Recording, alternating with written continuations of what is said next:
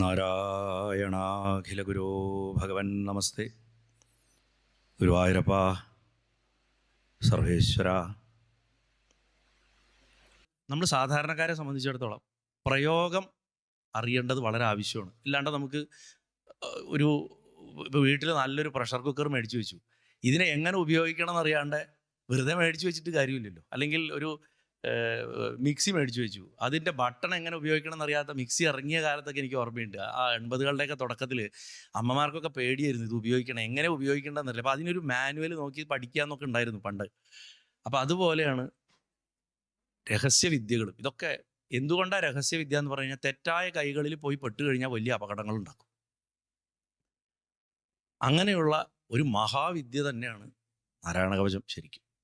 എന്തായാലും നാരായണ കവചത്തിൻ്റെ ഈ വിശേഷപ്പെട്ട ദിവസം അതിനെക്കുറിച്ച് പറയാൻ ഭഗവാന്റെ അനുഗ്രഹം ഒന്നുകൊണ്ട് മാത്രമാണ്. ഞാൻ എന്തെങ്കിലും പറയുന്നുണ്ടെങ്കിൽ അത് ഗുരുവായൂരപ്പൻ പറഞ്ഞാണ്, ഞാൻ എന്തെങ്കിലും അബദ്ധം പറഞ്ഞാൽ അത് മുഴുവൻ എൻ്റെയാണ്. അങ്ങനെ പറഞ്ഞുകൊണ്ട് നമുക്ക് പ്രവേശിക്കാം. ജന്മാദ്യസ്യ യതോന്വയാദിതരതശ്ചാർത്തേഷ്വവിഘ്നസ്വരാട് തേനേ ബ്രഹ്മഹൃദായാദികവയേ മുഹ്യന്തി യത്സൂരയ തേജോ വാരിമൃതാം യഥാ വിനിമയോ യത്ര ത്രിസർഗോ മൃഷ ധാംനാ സ്വേന സദാ നിരസ്തകുഹം സത്യം പരം ധീമഹി സത്യം പരം ധീമഹി സത്യം പരം ധീമഹി. നാരായണം നമസ്കൃത്യ നരം ചൈവ നരോത്തമം ദേവീം സരസ്വതീം വ്യാസം തതോ ജയമുദീരയേ. ഗുരുവായൂരപ്പ, സാധാരണ ഭാഗവത സത്രവേദികളിലാണെങ്കിലും ഞാൻ ഭാഗവതത്തിൻ്റെ ഈ ഒന്നാമത്തെ ശ്ലോകം അങ്ങനെ ചെല്ലാറില്ല. ഇപ്പം കഴിഞ്ഞ മള്ളിയൂർ സത്രത്തിൻ്റെ അവിടെ ഞാൻ ചൊല്ലി. അതേപോലെ തന്നെ മഹാഭാരതത്തിൻ്റെ ആദ്യത്തെ ശ്ലോകം നാരായണം നമസ്കൃത്യ എന്ന് തുടങ്ങുന്നതും അപൂർവമായിട്ടേ ചെല്ലാറുള്ളൂ. എന്തുകൊണ്ടാണ് ചൊല്ലിയതെന്ന് വെച്ചാൽ, സന്താനഗോപാലം കഥയാണ് അവിടെ പറഞ്ഞത്. സന്താനഗോപാലം കുഞ്ഞുങ്ങൾ ഉണ്ടാവാൻ വേണ്ടി കേൾക്കേണ്ട കഥയാണെന്നാണ് നമ്മളെയൊക്കെ സങ്കല്പം. പക്ഷേ അതിൻ്റെ വേദാർത്ഥം എടുത്തിട്ട് പറയാനാണ് അവിടെ ശ്രമിച്ചത്. ഇവിടെയും നാരായണ കവചത്തിൻ്റെ വേദാർത്ഥം എടുത്ത് പറയാനാണ് ശ്രമിക്കാൻ പോണത്. അത് പറയണമെങ്കിൽ ഈ പറഞ്ഞ 2 ശ്ലോകങ്ങൾക്കും വളരെ പ്രാധാന്യമുണ്ട്. കാരണം സത്യം പരം ധീമഹി എന്നാണ് പറഞ്ഞത് ഭാഗവതം. കൃഷ്ണം പരം ധീമഹിന്നോ, വിഷ്ണു പരം ധീമഹിന്നോ, മഹാദേവൻ പരം ധീമഹിന്നോ, ശക്തിം പരം ധീമഹിന്നോ അല്ല പറഞ്ഞത്. അവരൊക്കെ ഒന്നായിട്ടുള്ളൊരു വസ്തുവാണ്. ആ വസ്തുവിനെയാണ് സത്യവസ്തുവിനെ ബുദ്ധിയിൽ ഉറപ്പിക്കുക, അത് താൻ തന്നെയാണെന്ന് മനസ്സിലാക്കുക എന്നുള്ളതാണ്. അപ്പോൾ ബ്രഹ്മസൂത്രം മനസ്സിലാവാത്തവർക്ക് ബ്രഹ്മസൂത്രം മനസ്സിലാക്കാൻ വേണ്ടിയിട്ടാണ് വ്യാസൻ വേദത്തിനെ ഇങ്ങനെ ആറ്റിക്കുറുക്കിയെടുത്തത്. ബ്രഹ്മസൂത്രത്തിൻ്റെ 2ാമത്തെ സൂത്രം ജന്മാദ്യസ്യ യതോ എന്നാണ് തുടങ്ങണത്. അത് വെച്ചിട്ടാണ് ഭാഗവതം തുടങ്ങുന്നത്. നാമസങ്കീർത്തനം മഹാത്മ്യം പറഞ്ഞ് അവസാനിപ്പിക്കുകയും ചെയ്തു. ജ്ഞാനത്തിലേക്ക് ഭക്തി വഴി പോയി പടി കടന്ന് അകത്ത് ചെന്ന് ആളെ കണ്ട് ആ ആളും ഞാനും തമ്മിൽ വ്യത്യാസമില്ല എന്ന് മനസ്സിലാക്കണം. അതിലേക്ക് വേണ്ടിയിട്ടാണ് അത് ചെയ്തിട്ടുള്ളത്. അങ്ങനെ സത്യത്തിനെ പറ്റി പറയുന്ന ഒരു ഗ്രന്ഥം, ആദ്യന്തം അദ്വൈതാമൃതം നിറഞ്ഞൊഴുകുന്ന ഗ്രന്ഥമാണ്. പോരാണ്ട് ബ്രഹ്മസാക്ഷാത്കാരം കിട്ടിയിട്ടുള്ളവരെയാണ് നമ്മൾ പരമഹംസന്മാരെന്ന് പറയാം. എന്തുകൊണ്ട് ഈ ഹംസം? പാലിൽ നിന്ന് വെള്ളത്തിനെയും പാലിൻ്റെ സത്തയും വേർതിരിച്ചെടുക്കാൻ ഹംസത്തിന് സാധിക്കും. അതുപോലെ ഈ കാണായ പ്രപഞ്ചത്തിൽ നിന്ന് ബ്രഹ്മസത്തെ വേർതിരിച്ചെടുക്കാൻ സാധിക്കുന്നവനാകിയാലാണ് ഹംസം അഥവാ പരമഹംസം എന്നൊക്കെ വിളിക്കുന്നത്. പരമഹംസൻ ആരെ കണ്ടു കഴിഞ്ഞാൽ അയാൾ ബ്രഹ്മത്തെ കാണുന്നുള്ളൂ. അവിടെ ഇന്നൊരാള് വേറിട്ടൊരാൾ എന്ന് പറഞ്ഞിട്ടില്ല. കാമദേവനെ മഹാദേവൻ നോക്കിയത് അതാണ്. നമ്മൾ കരുതുന്ന മാതിരി കോപത്തോണ്ട് കണ്ണ് ചുട്ടരിച്ച് നോക്കിയൊന്നുമല്ല.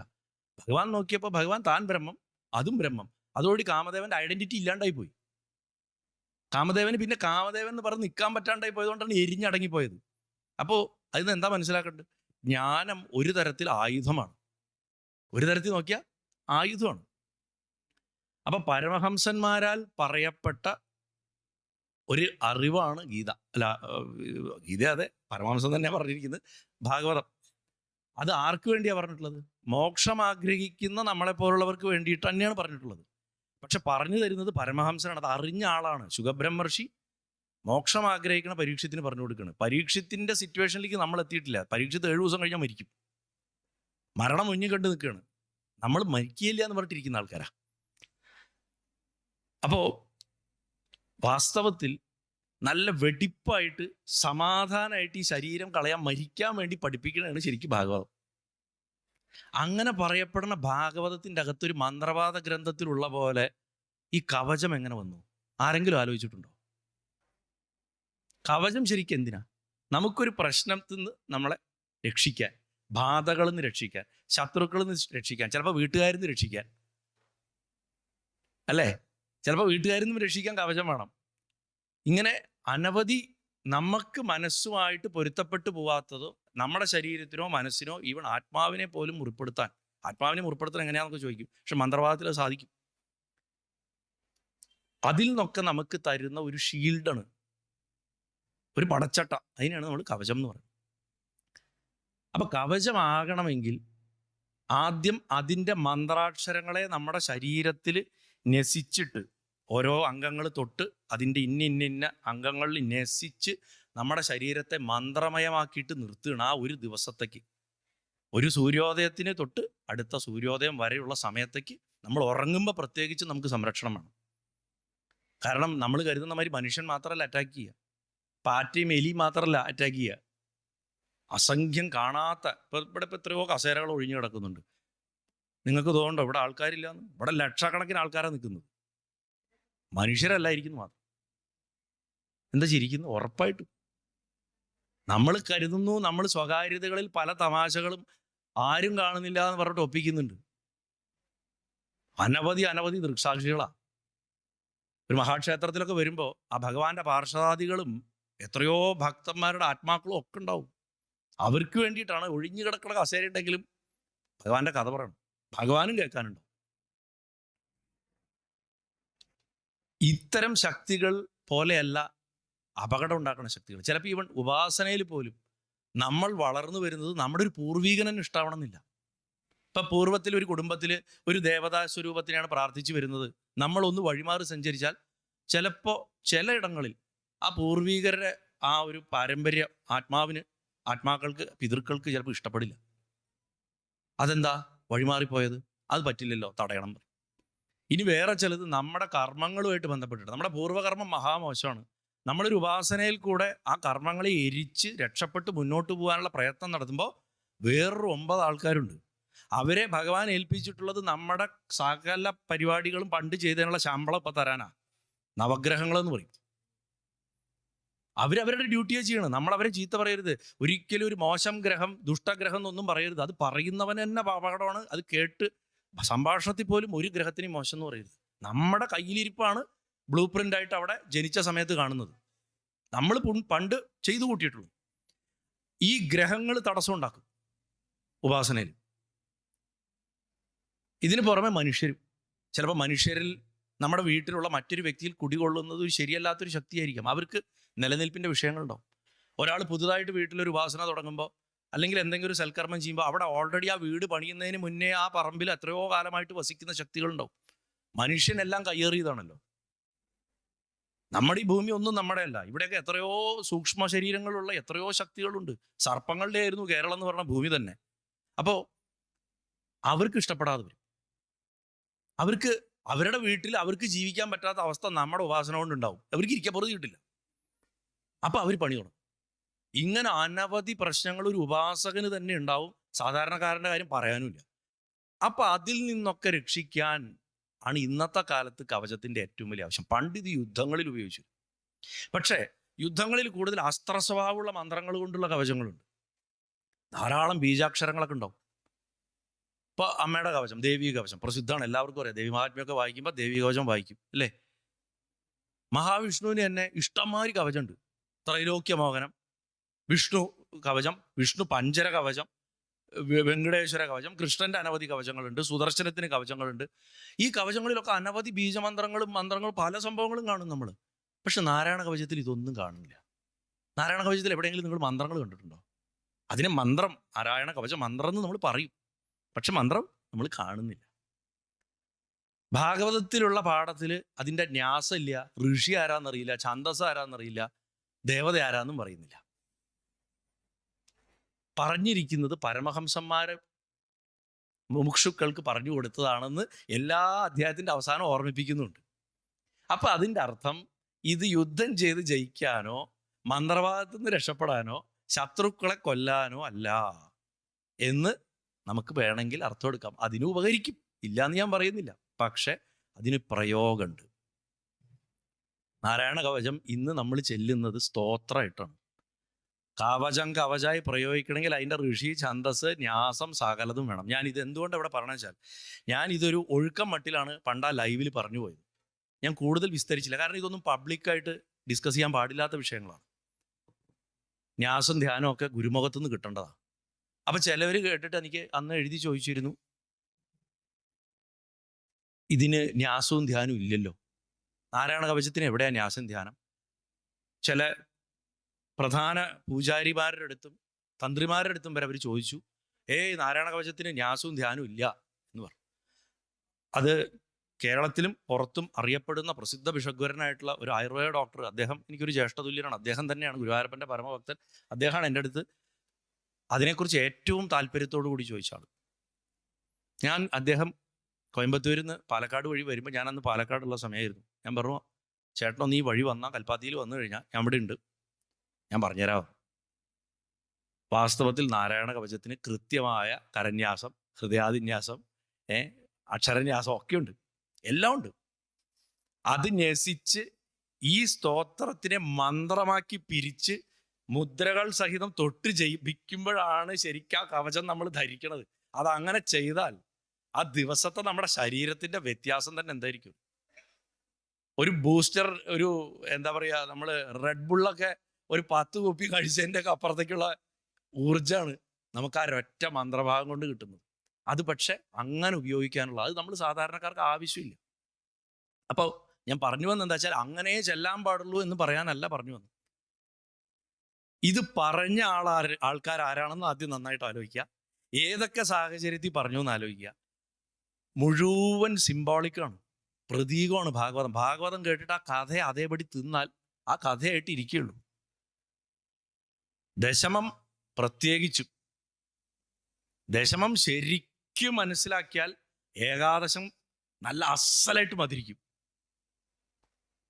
ഒരു സംശയമില്ലാത്ത കാര്യമാണ്.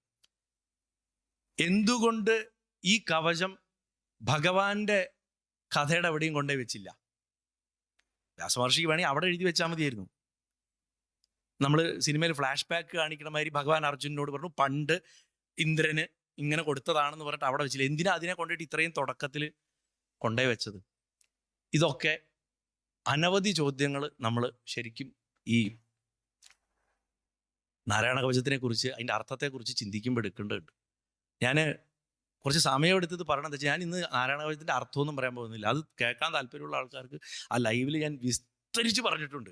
അഷ്ടഗുണോ അഷ്ടബാഹു എന്നുള്ള ഭാഗം തന്നെ വലിച്ചു നീട്ടി പറഞ്ഞിട്ടുണ്ട്. എൻ്റെ എല്ലാ പ്രഭാഷണത്തിനും 3 മണിക്കൂർ നീളമാണെന്ന് പൊതുവെ പരാതിയുള്ളതാണ്. അതെന്താ വെച്ചാൽ പറഞ്ഞിട്ട് തീരാത്തോണ്ട് അങ്ങനെ പറഞ്ഞതാണ്. ഭഗവാന്റെ 8 ഗുണങ്ങളും 8 കൈകളുടെയും അനവധി ഇൻ്റർപ്രിട്ടേഷൻസ് പറഞ്ഞിട്ടുണ്ട്. ഇപ്പം ഞങ്ങൾ വരുന്ന വഴിക്ക് മുരുകേശൻ തിരുമേനി ഞാനും കൂടെ വരുമ്പോൾ അദ്ദേഹം പറയായിരുന്നു, ആ ദേവഹേളനം എന്നുള്ള വാക്ക് തന്നെ ഞാൻ ഈശ്വരന്മാരെ അപമാനിക്കാതിരിക്കട്ടെ എന്ന് നമ്മൾ ഭഗവാനോട് പ്രാർത്ഥിക്കുന്നുണ്ട്. അതുപോലും നാരായണ കവചത്തിൻ്റെ അകത്ത് എഴുതി വെച്ചിട്ടുണ്ട്. അതിന്ന് പോലുള്ള രക്ഷ, ഈശ്വരനെ നിന്ദിക്കുന്നതിൻ്റെ നമ്മുടെ ആ മനസ്സിൻ്റെ ടെൻഡൻസിന്ന് പോലും എന്നെ രക്ഷിക്കണേ എന്ന് പറയും നാരായണ കവചത്തിൻ്റെ അകത്ത് എഴുതി വെച്ചിട്ടുണ്ട്. അത്ര സൂക്ഷ്മമായിട്ട് ചിന്തിച്ചിട്ടാണ് അത് എഴുതിയിട്ടുള്ളത്. ഞാൻ പറഞ്ഞത് നിങ്ങൾക്ക് കിട്ടുന്നുണ്ടോ? നാരായണ കവചം എങ്ങനെ അപ്രോച്ച് ചെയ്യേണ്ടതെന്നാണ് പറയാൻ ശ്രമിക്കുന്നത്. ഒരു വേദാർത്ഥത്തെ അരച്ചു കലക്കി വെച്ചൊരു കൃതിയുടെ ഉള്ളിൽ 6-ാമത്തെ സ്കന്ധത്തിൽ 8-ാമത്തെ അധ്യായത്തിൽ ശ്രീധരാചാര്യ സ്വാമികൾ അതിൻ്റെ ചുരുക്കം പറയുന്നുണ്ട്.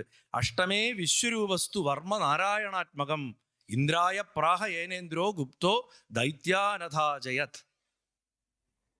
വിശ്വരൂപൻ ഇന്ദ്രന് നാരായണ കവചം എന്ന മന്ത്രം ഉപദേശിക്കുന്നതും ഇന്ദ്രൻ അതിലാൽ സുരക്ഷിതനായി അസുരന്മാരെ ജയിക്കുന്നതും ഈ 8-ാമത്തെ അധ്യായത്തിൽ പറയുന്നു.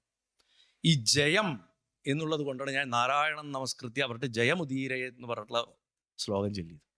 ജയശബ്ദം എന്ന് പറഞ്ഞാൽ നമ്മളൊക്കെ സാധാരണ വിക്ടറി എന്നെടുക്കുക.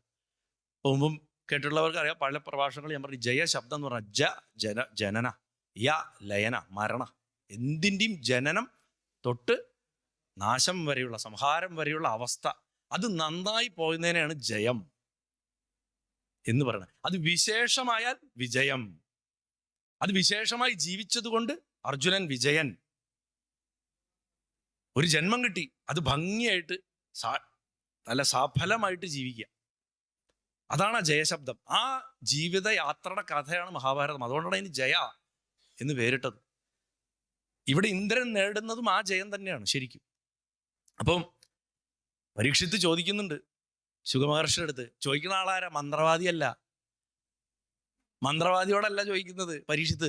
എന്തെങ്കിലും വഴിയുണ്ടോ എനിക്ക് മരണത്തിൽ നിന്ന് രക്ഷപ്പെടാൻ വല്ല സ്പെഷ്യൽ മന്ത്രം പറഞ്ഞു തരുമോ എന്ന് ചോദിക്കും ചിലവര്. മന്ത്രം പറഞ്ഞു കൊടുക്കാൻ ഇപ്പോൾ വാട്സപ്പിൽ വരെ മന്ത്രം കൊടുക്കും. 501 ഉറുപ്പ്യ തൊട്ടിട്ട് 1,00,000 ഉറുപ്പ്യ വരെ കൊടുത്തു കഴിഞ്ഞാൽ ശ്രീവിദ്യ വരെ കിട്ടുന്ന കാലമാണ്. വളരെ എളുപ്പമാണ്. ഇന്നൊക്കെ മന്ത്രം കിട്ടാൻ വലിയ പണിയൊന്നുമില്ല. മന്ത്രം വർക്കാവുമെന്ന് മാത്രമേ ഉള്ളൂ. ഞാനെപ്പോഴും പറയാം, ഓതറൈസ്ഡ് ഡീലറുടെ കടയിൽ നിന്ന് നമ്മളൊരു TV വാങ്ങുന്നതും ചൈന മാർക്കറ്റിൽ നിന്ന് TV വാങ്ങണേയും പോലെയാണ്. ചൈന മാർക്കറ്റിൽ നിന്ന് TV വാങ്ങി കേടുവന്നു പിറ്റേ ദിവസം എന്നുണ്ടെങ്കിൽ കൊണ്ടുപോയാൽ മാറ്റി തരില്ല, കാശ് പോയി. ഓതറൈസ്ഡ് ഡീലറുടെ നിന്ന് മേടിക്കുമ്പോൾ അത് കമ്പനി വരെ പോവും, നേരാക്കി തിരിച്ചു വരും, കുറച്ച് വൈകുന്നേ ഉള്ളൂ. ഇതുപോലെയാണ്.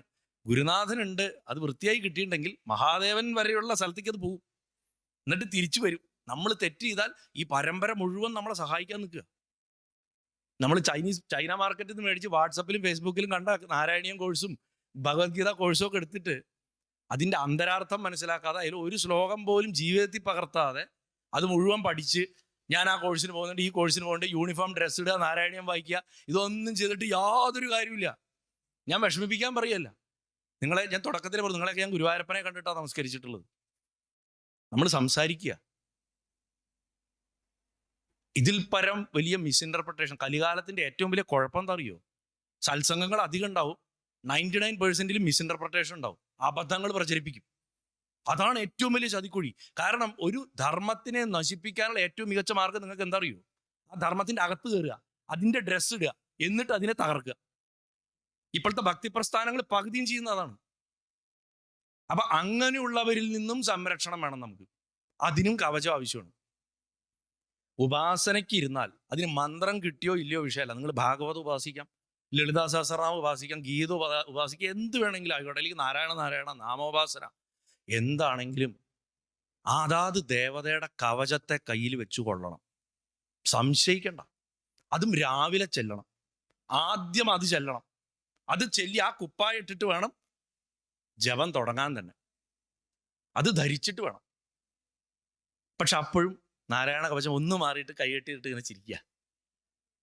കാരണം അങ്ങനെ ഇപ്പോൾ വിഷ്ണുവിനെ ആരാധിക്കാനാണെങ്കിൽ ഞാൻ പറഞ്ഞു, വിഷ്ണു കവചം, അനവധി കവചങ്ങൾ പറയണ്ടേ, മന്ത്രങ്ങൾ ഇഷ്ടമായിട്ട്. ഈ നാരായണ കവചം എന്ന് അതിന് പേരിട്ടപ്പോൾ തന്നെ ആ പേരിൽ തന്നെ കിടക്കേണ്ടത് നാരായണ കവചം എന്നാ പേര്. നാരായണന്റെ കവചം. നാരായണൻ വെച്ചാൽ വൈഷ്ണവ സമ്പ്രദായത്തിൽ ബ്രഹ്മത്തെ നാരായണൻ എന്നാ പറയാം. ശൈവത്തിൽ സദാശിവൻ എന്ന് പറയും, ശാക്തേയത്തിൽ ആദിപരാശക്തി എന്നോ പരാശക്തി എന്നോ പറയും, ബൗദ്ധന്മാര് ശൂന്യത എന്ന് പറയും, വേദാന്തി ബ്രഹ്മം എന്ന് പറയും. എന്ത് പേര് വിളിച്ചാലും ഇതൊന്നാണെന്ന് ഞാൻ എല്ലാവിടെയും പറയാറുണ്ട്. നമ്മൾ കിടന്ന് തമ്മി തല്ലിയിട്ടൊന്നും കാര്യമില്ല. ഇതൊക്കെ ഇത് ഇന്നതാണ് വലുത്, അത് ചെറുത്, എനിക്ക് ഇതിനെ ഇഷ്ടമല്ല. Who cares? ആർക്ക്? നമ്മൾ ചിന്തിക്കുന്നത് പ്രപഞ്ചം ശ്രദ്ധിക്കുന്ന പോലുമില്ല. നമ്മുടെ വ്യാഖ്യാനങ്ങൾ ആരും ശ്രദ്ധിക്കുന്നില്ല. നമ്മളിവിടെ കിടന്നിട്ട് ഈ ബഹളം ഉണ്ടാക്കിക്കൊണ്ടിരിക്കുകയാണ്. അപ്പൊ നാരായണ കവചം എന്നുള്ള ബ്രഹ്മവാചിയായിട്ടുള്ള ശബ്ദം കൊണ്ടാണ് ഉപയോഗിച്ചിരിക്കുന്നത്. ബ്രഹ്മ കവചമാണ് വാസ്തവത്തിൽ. ബ്രഹ്മാവല്ല, ബ്രഹ്മ കവചമാണ്, ജ്ഞാന കവചമാണ്, സത്യ കവചമാണ്. ജ്ഞാനം, സത്യം, ബ്രഹ്മം, നാരായണൻ, സദാശിവൻ, ഇതൊക്കെ ഒന്നിന്റെ വകഭേദ നാമങ്ങളാണല്ലോ. അപ്പോ ഇത് നമ്മളെ ഏത് വഴിക്കാ കൊണ്ടുപോകുന്നത്? ചോദിക്കുന്ന ആള് ഓൾറെഡി മനസ്സ് ഭഗവാങ്കലേക്ക് ഉറപ്പിക്കാൻ നിശ്ചയിച്ചിട്ടിരിക്കുന്ന ആളാ. ഇനി യുദ്ധമൊന്നും ജയിക്കാനില്ല പരീക്ഷത്തിന്. പരീക്ഷത്ത് അനുഭവിച്ച ഏറ്റവും വലിയ യുദ്ധം ഗർഭത്തിലേ കഴിഞ്ഞു.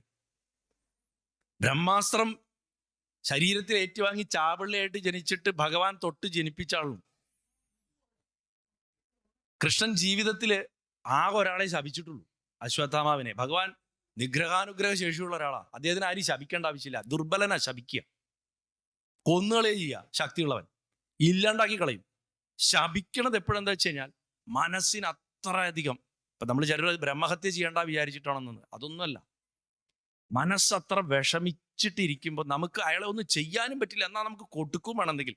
അങ്ങനെയാണ് ശാപം കൊടുക്കുക. അശ്വത്ഥാമാവിനെ ശപിച്ചതാ ഈ കുഞ്ഞിനോടുള്ള സ്നേഹം കൊണ്ടും കൂടിയത്. അങ്ങനെയുള്ള കുട്ടിയാ, ഭഗവാൻ കൈതൊട്ട് ജീവൻ കൊടുത്ത കുട്ടിയാണ് പരീക്ഷിത്ത്. ശരിക്കും രണ്ടാമത് ജീവൻ കൊടുത്തത് കൊണ്ട് ഭഗവാൻ പിതാവാണ് പരീക്ഷത്തിന്റെ. അപ്പൊ മകനാണ് അച്ഛന്റെ കഥ ചോദിക്കുന്നത്.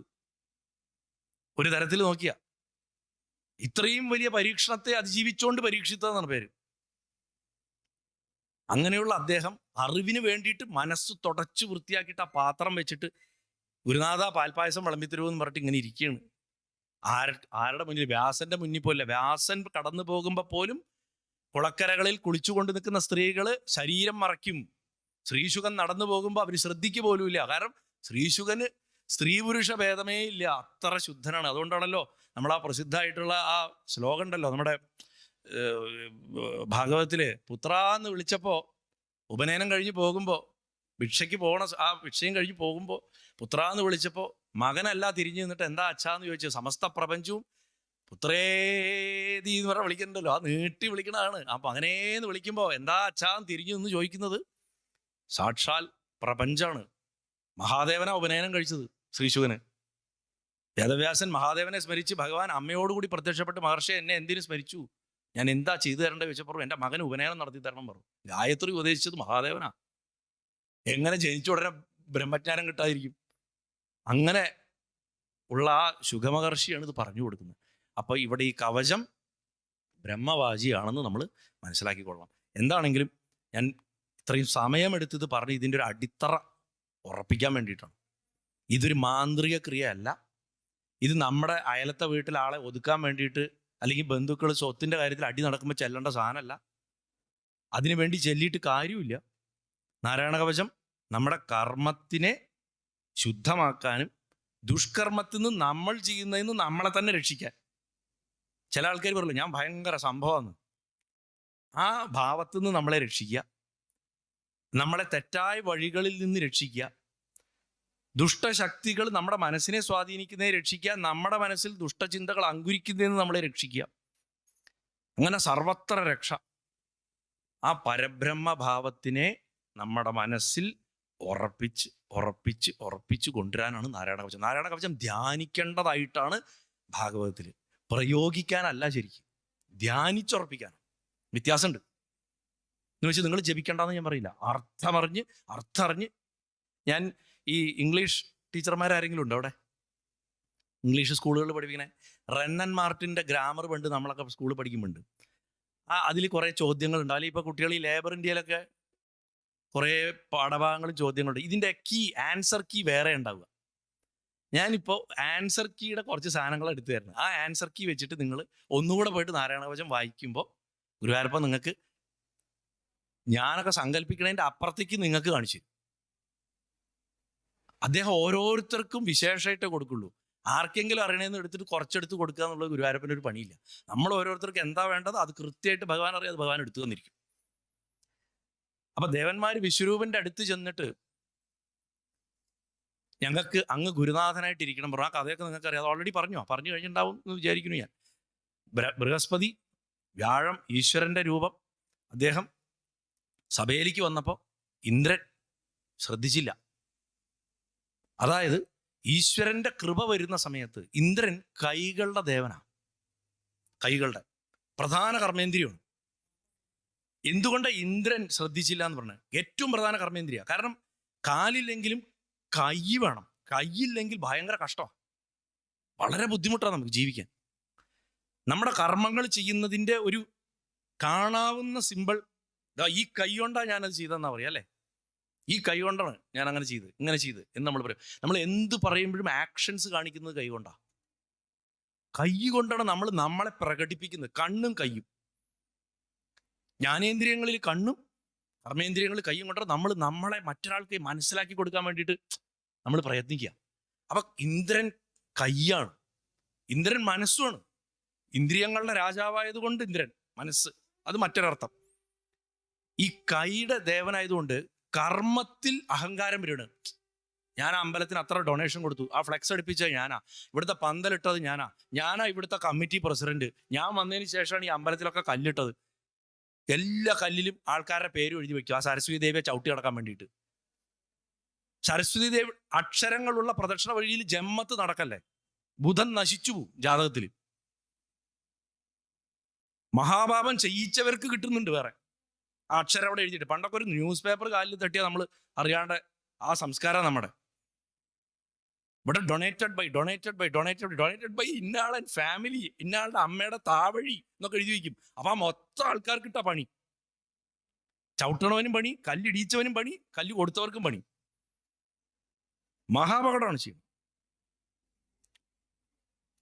അങ്ങനെ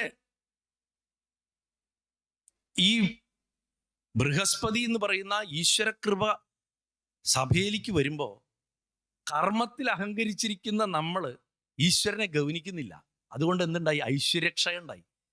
ഈശ്വരന്റെ രൂപമാണ് ഗുരു. ഗുരു ഇറങ്ങിപ്പോയി, വേറെ മാർഗമില്ല. ഗുരുവിനെ കണ്ടുപിടിച്ചേ പറ്റൂ. എവിടുന്നാ ഗുരുവിനെ പിന്നെ കിട്ടുക? വീണ്ടും പ്രപഞ്ചത്തിലേക്ക് ഇറങ്ങിച്ചെല്ലണം, വിശ്വരൂപത്തിലേക്ക് ഇറങ്ങിച്ചെല്ലണം. അതാണ് വിശ്വരൂപൻ എന്ന് പേര്. പക്ഷെ അച്ഛൻ ഋഷിയും അമ്മ അസുരസ്ത്രീയാ. പ്രപഞ്ചം ഇത് രണ്ടിൻ്റെയും മിക്സാ. പ്രപഞ്ചത്തിൽ ഭഗവാൻ മാത്രം എന്ന് പറഞ്ഞിട്ട് നമ്മൾ ഈ സെമറ്റിക് മതങ്ങളിൽ, മറ്റു മതങ്ങളിലെ പേര് ഒരു കറുത്ത പിശാചും ഒരു വെളുത്ത ദൈവവും ഇല്ല. നമുക്ക് എല്ലാം ഭഗവാനാ. പിശാചാവട്ടെ, ഭൂതാവട്ടെ, ദേവനാവട്ടെ, എന്തുമാവട്ടെ. അതാണ് നമ്മുടെ ധർമ്മത്തിന്റെ ഭംഗി. നമുക്കൊരു ഒറ്റക്കല്ലി കൊത്തിയെടുത്ത മാതിരി കൃഷ്ണനെ മാത്രം പ്രാർത്ഥിക്കൂ, ബാക്കിയൊക്കെ പിശാചാണെന്ന് പഠിപ്പിക്കുന്നുണ്ട്. ഇപ്പോ രക്ഷപ്പെടില്ല. നിങ്ങൾ വളരെ ശ്രദ്ധിക്കണം. തിരുനക്കര ക്ഷേത്രത്തില് ഒരു കുടുംബ സുഹൃത്തിനെയും കൊണ്ട്, ഫാമിലിയും കൊണ്ട് പോയ ഒരാള്, ഞാൻ മുതുവറ ശിവക്ഷേത്രത്തിൽ ശിവപുരാണം കഥാകഥനം നടത്തുമ്പോൾ എനിക്കൊരു മെസ്സേജ് അയച്ചു. 8.5 മണിക്കൂറാ പ്രഭാഷണം. അപ്പൊ രാത്രി വന്നിട്ട് ആ മെസ്സേജ് നോക്കുക. സാർ ഇത് നാളെയെങ്കിലും പറയണം, ലാസ്റ്റ് ദിവസത്തിന് മുന്നേറ്റയാ. ഫാമിലിയും കൊണ്ട് പോയതാ. അത്രേ 7 വയസ്സുള്ള ഒരു മോൻ ശിവന്റെ ശ്രീകോവിലിൻ്റെ അവിടെയൊക്കെ ഇങ്ങനെ കാഴ്ചയൊക്കെ കണ്ട് നടക്കണമെന്ന്. അപ്പൊ അവനോട് ചോദിച്ചു അത്രേ, എന്താ മോനെ തൊഴാത്ത ഭഗവാനെ ചോദിച്ചപ്പോ, no uncle, they taught me that Shiva is a demon എന്ന്. ഭഗവാൻ പൈശാചാണെന്ന് പഠിപ്പിച്ചു. അവനൊരു ഗീതാ ക്ലാസ്സിൽ പോകുന്നുണ്ട്. ഞാൻ പ്രത്യേകിച്ച് പറയണ്ടല്ലോ ആരാ പഠിപ്പിച്ചിട്ടുണ്ടാവുക എന്ന്. മറ്റൊരു സ്ഥലത്ത് ആലുവ തന്ത്രവിദ്യാപീഠത്തിൽ മാധവ്ജി അനുസ്മരണത്തിന്റെ ഉദ്ഘാടകനായി പോയി. അഴകത്ത് തിരുമേനി വിളിച്ചിട്ടാണ് ഞാൻ പോയത്. എൻ്റെ നിർഭാഗ്യം കൊണ്ട് ആ പ്രോഗ്രാമിന് 3 ദിവസം മുമ്പ് അഴകത്ത് തിരുമേനി സ്വർഗസ്ഥനായി. അതുകൊണ്ട് അദ്ദേഹത്തിൻ്റെ കൂടെ അനുസ്മരണം ചെയ്യേണ്ട ഒരു അവസ്ഥ വന്നു എനിക്ക്. പക്ഷെ ഞാൻ അന്ന് അവിടെ ചെന്നിട്ട് പറഞ്ഞു, സിസ്റ്റത്തിൻ്റെ പുറത്തുനിന്ന് ധർമ്മത്തിനെ നശിപ്പിക്കണവരെക്കാട്ടിലും ശ്രദ്ധിക്കേണ്ടത് സിസ്റ്റത്തിൻ്റെ അകത്ത് കയറിയിട്ട് ഇതൊരു ഒറ്റക്കല്ല് കൊത്തിയ സാധനമാണ്. നമ്മളൊക്കെ പ്രകൃതിയെ ഉപാസിച്ചവരാ. പെറ്റ അമ്മ വേണ്ട, കുലദേവത വേണ്ട, പിതൃകർമ്മം ചെയ്യണ്ട. ആലോചിച്ച് നോക്കൂ, അടിത്തറ ഇളക്കി കളയുക. സത്യ ഭഗവാൻ പറഞ്ഞതാ, മണിയടി കേട്ടിട്ടുണ്ടോ? അടിത്തറ ഇളക്കി കളയുക. ഞാൻ എപ്പോഴും പറയാറുണ്ട്, ഗുരുവായൂരപ്പൻ പോലും ചെയ്യുന്നില്ല. ഭഗവാൻ അനുഗ്രഹം എപ്പോഴാണ് ചൊരിയാന്ന് വെച്ചാൽ നമ്മുടെ ദേശത്തെ ക്ഷേത്രം, ആ ഗ്രാമത്തിലെ ദേവൻ, നമ്മൾ ജനിച്ചു വളർന്ന വീട്ടിലെ ദേവത, പരദേവത, നമ്മുടെ ധർമ്മദേവത, പിതൃക്കള്, കേരളത്തിന്റെ വിശേഷ സാഹചര്യത്തിൽ സർപ്പങ്ങൾ, ഇവരെയൊക്കെ ആരാധിച്ചതിന് ശേഷം മാത്രം എൻ്റെ അടുത്തേക്ക് വന്നാൽ മതി എന്ന് പറഞ്ഞൊരു ഭഗവാനാണ്. ഗുരുവായൂർ ക്ഷേത്രത്തിൽ ശിവനെ നിന്ദിക്കരുത്, ദേവിയെ നിന്ദിക്കരുത്. ഒരു കീർത്തനത്തിൽ പോലും അതിന്റെ ഛായ വരരുത്. ഭട്ടതിരിക്കൊക്കെ ശരിക്കും കിട്ടിയിട്ടുള്ളതാ, നിങ്ങൾക്ക് അറിയില്ല. നിങ്ങൾ നീ കേൾക്കുന്ന നാരായണീയം ഉണ്ടായത് ഭട്ടതിരിയെ ഭഗവാൻ അങ്ങനിട്ട് അരച്ചിട്ടാണ് അരകല്ലില്. അതിന് കാരണം എന്താ അറിയോ? ശിവനിന്ദ. ഗുരുവായൂരപ്പൻ്റെ അടുത്ത് കളി നടക്കില്ല. ഞാൻ പല സ്ഥലത്തും പറയാറുണ്ട്, ദേവിയുടെ പീഠത്തിൽ വിഷ്ണുവിന്റെ ശരീരത്തിൽ ശിവന്റെ ആത്മാവാണ് ഗുരുവായൂരപ്പൻ. വളരെ സൂക്ഷിച്ചിട്ട് വേണം ആ ചൈതന്യത്തിൻ്റെ അടുത്ത്, പ്രത്യേകിച്ച് ഭഗവാന്റെ പേരുപയോഗിച്ചിട്ട് ഈ നിന്ദകൾ ചെയ്യുമ്പോൾ. അത്തരം പ്രവണതകളിൽ നിന്ന് പോലുള്ള യഥാർത്ഥ കവചമാണ് നാരായണ കവചം. അപ്പൊ ഞാൻ പറഞ്ഞു, ഈശ്വരനാകുന്ന ഗുരുവിനെ നഷ്ടപ്പെട്ടു കഴിഞ്ഞാൽ പിന്നെ നമ്മൾക്കൊരു ബോധം വരും, അയ്യോ എൻ്റെ യശസ് പോയി. അപ്പൊ അഹങ്കാരം ഒന്ന് കുറഞ്ഞു. അപ്പൊ വേഗം എന്തായി, വീണ്ടും നമ്മൾ പ്രകൃതിയിലേക്ക് ഇറങ്ങുകയാണ്. പക്ഷെ പ്രകൃതി നമ്മൾ കരുതുന്ന മാതിരി ഫുൾ പോസിറ്റീവ് അല്ല. അമ്മ അസുരസ്ത്രീയാന്നാ പറയണത്. ത്വഷ്ടാവ് അച്ഛൻ. ത്വഷ്ടാവ് എന്ന് പറഞ്ഞാൽ ദ്വാദശാദിത്യന്മാരിൽ 12 ആദിത്യന്മാരിൽ ഒരാളാ ശരിക്കും വേദത്തിൽ. അപ്പൊ സൂര്യനാണ് അച്ഛൻ, അമ്മ പ്രകൃതിയാണ്. അതിൽ നിന്നുണ്ടാവുന്ന പ്രപഞ്ചം. നമ്മളെ സംബന്ധിച്ചിടത്തോളം നമുക്ക് കാണപ്പെട്ട ഈശ്വരൻ ശരിക്കും പറഞ്ഞു കഴിഞ്ഞാൽ സൂര്യനാണ്. നിങ്ങൾക്ക് ഏത് ഇഷ്ടദേവൻ, അത് സാക്ഷാൽ പരബ്രഹ്മം തുടങ്ങിയിട്ട് നിങ്ങൾക്ക് നമ്മുടെ നാടൻ ദേവതകളായിട്ടുള്ള ഏത് ദേവതയെ വരെ വേണമെങ്കിലും നിങ്ങൾക്ക് നിങ്ങളുടെ ഇഷ്ടദേവനെ നിങ്ങൾക്ക് സൂര്യമണ്ഡലത്തിൽ ഉപാസിക്കാം. അതിശക്തമായിട്ടുള്ള ഉപാസനാശക്തി വരും നിങ്ങൾക്ക് സൂര്യമണ്ഡലത്തിൽ ഭഗവാന്മാരെ ഉപാസിച്ചു കഴിഞ്ഞാൽ, അല്ലെങ്കിൽ ദേവിയെ ഉപാസിച്ച. കാരണം ഇത് മുഴുവൻ അവിടെയുണ്ട്. നമ്മളൊക്കെ സൂര്യൻ്റെ അംശങ്ങളാണ്. ഏതോ ഒരു കാലത്ത് ഭൂമി അതിന്ന് വന്നതല്ലേ, അതിന്നുണ്ടായതല്ലേ നമ്മുടെ ഈ ശരീരം. നമ്മളൊക്കെ സൂര്യൻ്റെ അംശങ്ങളല്ലേ ശരിക്കും. ഈ സൂര്യൻ പ്രപഞ്ചത്തിൽ ഏതോ ഒരു മഹാശക്തി എന്ന് വന്നതല്ലേ. അപ്പം ആ മഹാശക്തി തന്നെയല്ലേ നമ്മൾ. എത്ര എളുപ്പമല്ലേ നമ്മൾ ബ്രഹ്മാണെന്ന് ധ്യാനിക്കാൻ. ആർക്കെങ്കിലും ലഡ്ഡു പൊട്ടിയോ തലയിൽ? ഇത് ചിന്തിച്ചാൽ മതി. രാവിലെ സൂര്യനെ നോക്കുക. സൂര്യൻ പണ്ട് തിളച്ച് മറിഞ്ഞ് പൊട്ടിത്തെറിച്ച് വന്നൊരു കഷ്ണമാണ് ഭൂമി. ആ ഭൂമിയിൽ നിന്നുണ്ടായ അന്നത്തുനിന്ന് ഉണ്ടായതാ നമ്മള്. അപ്പൊ നമ്മൾ സൂര്യനല്ലേ. ഇനി ആലോചിക്കുക, വീണ്ടും പോയിട്ട് സൂര്യൻ എവിടുന്ന് വന്നു? ഏതോ പ്രപഞ്ചനാഭിന്ന് പൊട്ടിത്തെറിച്ച് വന്നാണ്. മഹാവിഷ്ണുവിന്റെ ആ നാഭിന്ന് പൊട്ടിത്തെറിച്ച് വന്നാണ്. ആകാശഗംഗകൾ, എത്രയോ ആകാശഗംഗകൾ അങ്ങനെയുണ്ട്. അതിലും ഇതിലും നമ്മളൊക്കെ സയൻസിന്റെ ഭാഷയെ പറഞ്ഞാൽ we are all stellar material. നക്ഷത്രങ്ങളാണ് നമ്മളൊക്കെ. എന്തിലുള്ള തന്നെയാണ് നമ്മളിലുള്ളത്, നമുക്ക് തിരിച്ചറിയുന്നില്ല എന്ന് മാത്രം. നമ്മൾ മോക്ഷത്തെ തെറ്റായി വ്യാഖ്യാനിക്കണം. എല്ലാം പൊട്ടിച്ചെറിഞ്ഞിട്ട് എനിക്ക് പോകണം, എല്ലാം ഇട്ടെറിഞ്ഞു പോകണം. അത് എസ്കേപ്പിസ്റ്റാ, ഓടി രക്ഷപ്പെടുക ചെയ്യുന്നത്. അതല്ല മോക്ഷം. നമ്മൾ ജന്മനാ സ്വതന്ത്രരാണെന്ന് തിരിച്ചറിയലാണ് മോക്ഷം, അല്ലാണ്ട് പൊട്ടിച്ചിട്ട് പോണല്ല. നമ്മൾക്ക് എന്നൊന്നും സ്വാതന്ത്ര്യം കിട്ടാനൊന്നുമില്ല. തോന്നുക നമ്മൾ ഓൾറെഡി സ്വതന്ത്രരാ. നമുക്ക് തോന്നി നമ്മൾ കുടുങ്ങിയെന്ന്, ആ തോന്നൽ മാറ്റുക എന്നുള്ളതാണ്. അതിനാണ് നാരായണ കവചം. ഞാൻ ഇത് വീണ്ടും വീണ്ടും അടിച്ചുറപ്പിക്കണം അതിനാണ്. കാരണം നിങ്ങൾ ഇനി പോയിട്ട് വൈകുന്നേരം പോയിട്ട് വായിക്കണം, അല്ലെങ്കിൽ രാവിലെ വായിക്കണം നാളെ. ആ വായിക്കുമ്പോൾ ഭാഗവതം മൊത്തം അങ്ങനെ എടുത്ത് വായിക്കുമ്പോൾ നിങ്ങൾക്ക് പുതിയൊരു കണ്ണിൽ കാണാൻ പറ്റും. വാസ്തവത്തിൽ ഭാഗവതത്തിനെ നിങ്ങളൊരു പ്രാക്ടിക്കൽ മാനുവൽ ആക്കിയാൽ, ഒരു യൂസർ മാനുവൽ ഭാഗവതത്തിന് വേണമെന്ന് പറയുന്നത്. ഭാഗവതം മുഴുവൻ കഥയാ. അയ്യോ ഇതിനെ എങ്ങനെ ജീവിതത്തിൽ പകർത്തണം എന്നറിയില്ല എന്ന് പറഞ്ഞാൽ അയാൾക്ക് നാരായണാവചം എടുത്തു കൊടുത്താൽ മതി. ഇതാണ് ഭാഗവതത്തിന്റെ ചാറാണ്. ഇത് ദിവസം രാവിലെ 2 ടീസ്പൂൺ വെച്ച് കുടിക്കുക, ഓട്ടോമാറ്റിക്കലി ഒക്കെ സെറ്റാവും. അതിനാണ് നാമോപാസനയ്ക്ക് മഹാഭാരതത്തിൽ വിഷ്ണു സഹസ്രനാമമുണ്ട്. നാരായണ കവചം വിശ്വരൂപന്റെ അടുത്തുനിന്ന് കിട്ടിയെന്നാ പറയുന്നത്. പ്രപഞ്ചത്തു നിന്ന് അത് കിട്ടിയിരിക്കുന്നു. വിശ്വമാണ് പഠിപ്പിച്ചു കൊടുക്കുന്നത് ഇന്ദ്രന്. അവർ പറയും ഞങ്ങൾ ശത്രുക്കളാൽ പീഡിതരാണ്, ബ്രഹ്മനിഷ്ഠനായിട്ടുള്ള അവിടുന്ന് ബ്രാഹ്മണനായതുകൊണ്ട്, ബ്രഹ്മത്തിൽ ചരിക്കുന്നവനായതുകൊണ്ട് അങ്ങ് ഞങ്ങളുടെ ഗുരു തന്നെയാണ്. കാരണം പ്രകൃതിക്ക് സഹജമായിട്ടുള്ള ബ്രഹ്മബോധമുണ്ട്. പ്രകൃതി പുരുഷൻ എന്നാ നമ്മൾ പറയും. സഹജമായിട്ട് ബ്രഹ്മബോധം നമുക്കൊക്കെ ഉണ്ട്, പക്ഷിമൃഗാദികൾക്ക് പോലും ഉണ്ട്. നമുക്കത് വിശേഷാലുണ്ട്. പക്ഷെ നമ്മൾ അതിനെ അക്നോളജി ഇല്ല, നമ്മൾ സമ്മതിച്ചു കൊടുക്കില്ല. കാരണം നമുക്ക് പേടിയാണ്. അതുകൊണ്ടാണ് നമ്മൾ ശിവനെ അധികം പൂജിക്കാത്തത്. വീട്ടിൽ ശിവലിംഗം വെക്കരുത് എന്നൊക്കെ പറയും പണ്ട്. കാരണം എന്താ വെച്ചാൽ മൂപ്പര് സ്ട്രെയിറ്റ് അങ്ങോട്ട് വിളിച്ചളയും. ഭഗവാന്റെ അടുത്ത് ഭഗവാനെ എന്നെ രക്ഷിക്കണേ, എനിക്ക് മടുത്തു എന്ന് പറഞ്ഞാൽ എന്തിനാ നീ കഷ്ടപ്പെടണം, ഇങ്ങോട്ട് പോന്നോളൂ എന്ന് പറയും. അപ്പൊ അത് വിളിക്കാനല്ലല്ലോ ഞാൻ പറഞ്ഞത് എന്നാ പറയാ. പുള്ളിക്ക് അതേ അറിയുള്ളൂ. അദ്ദേഹം വരദാതാവാകുന്നത് അമ്മ അടുത്തിരിക്കുമ്പോൾ മാത്രാ. കാരണം അമ്മ പ്രകൃതിയാ. അമ്മ പറയേ ഇപ്പൊ വിളിക്കണ്ട, കുറച്ചാലും കൂടെ ഒക്കെ എന്റെ ശരീരത്തിൽ ഇരിക്കട്ടെ എന്നിട്ട് വന്നാൽ മതി. കാരണം ശരീരിച്ച അമ്മയാ.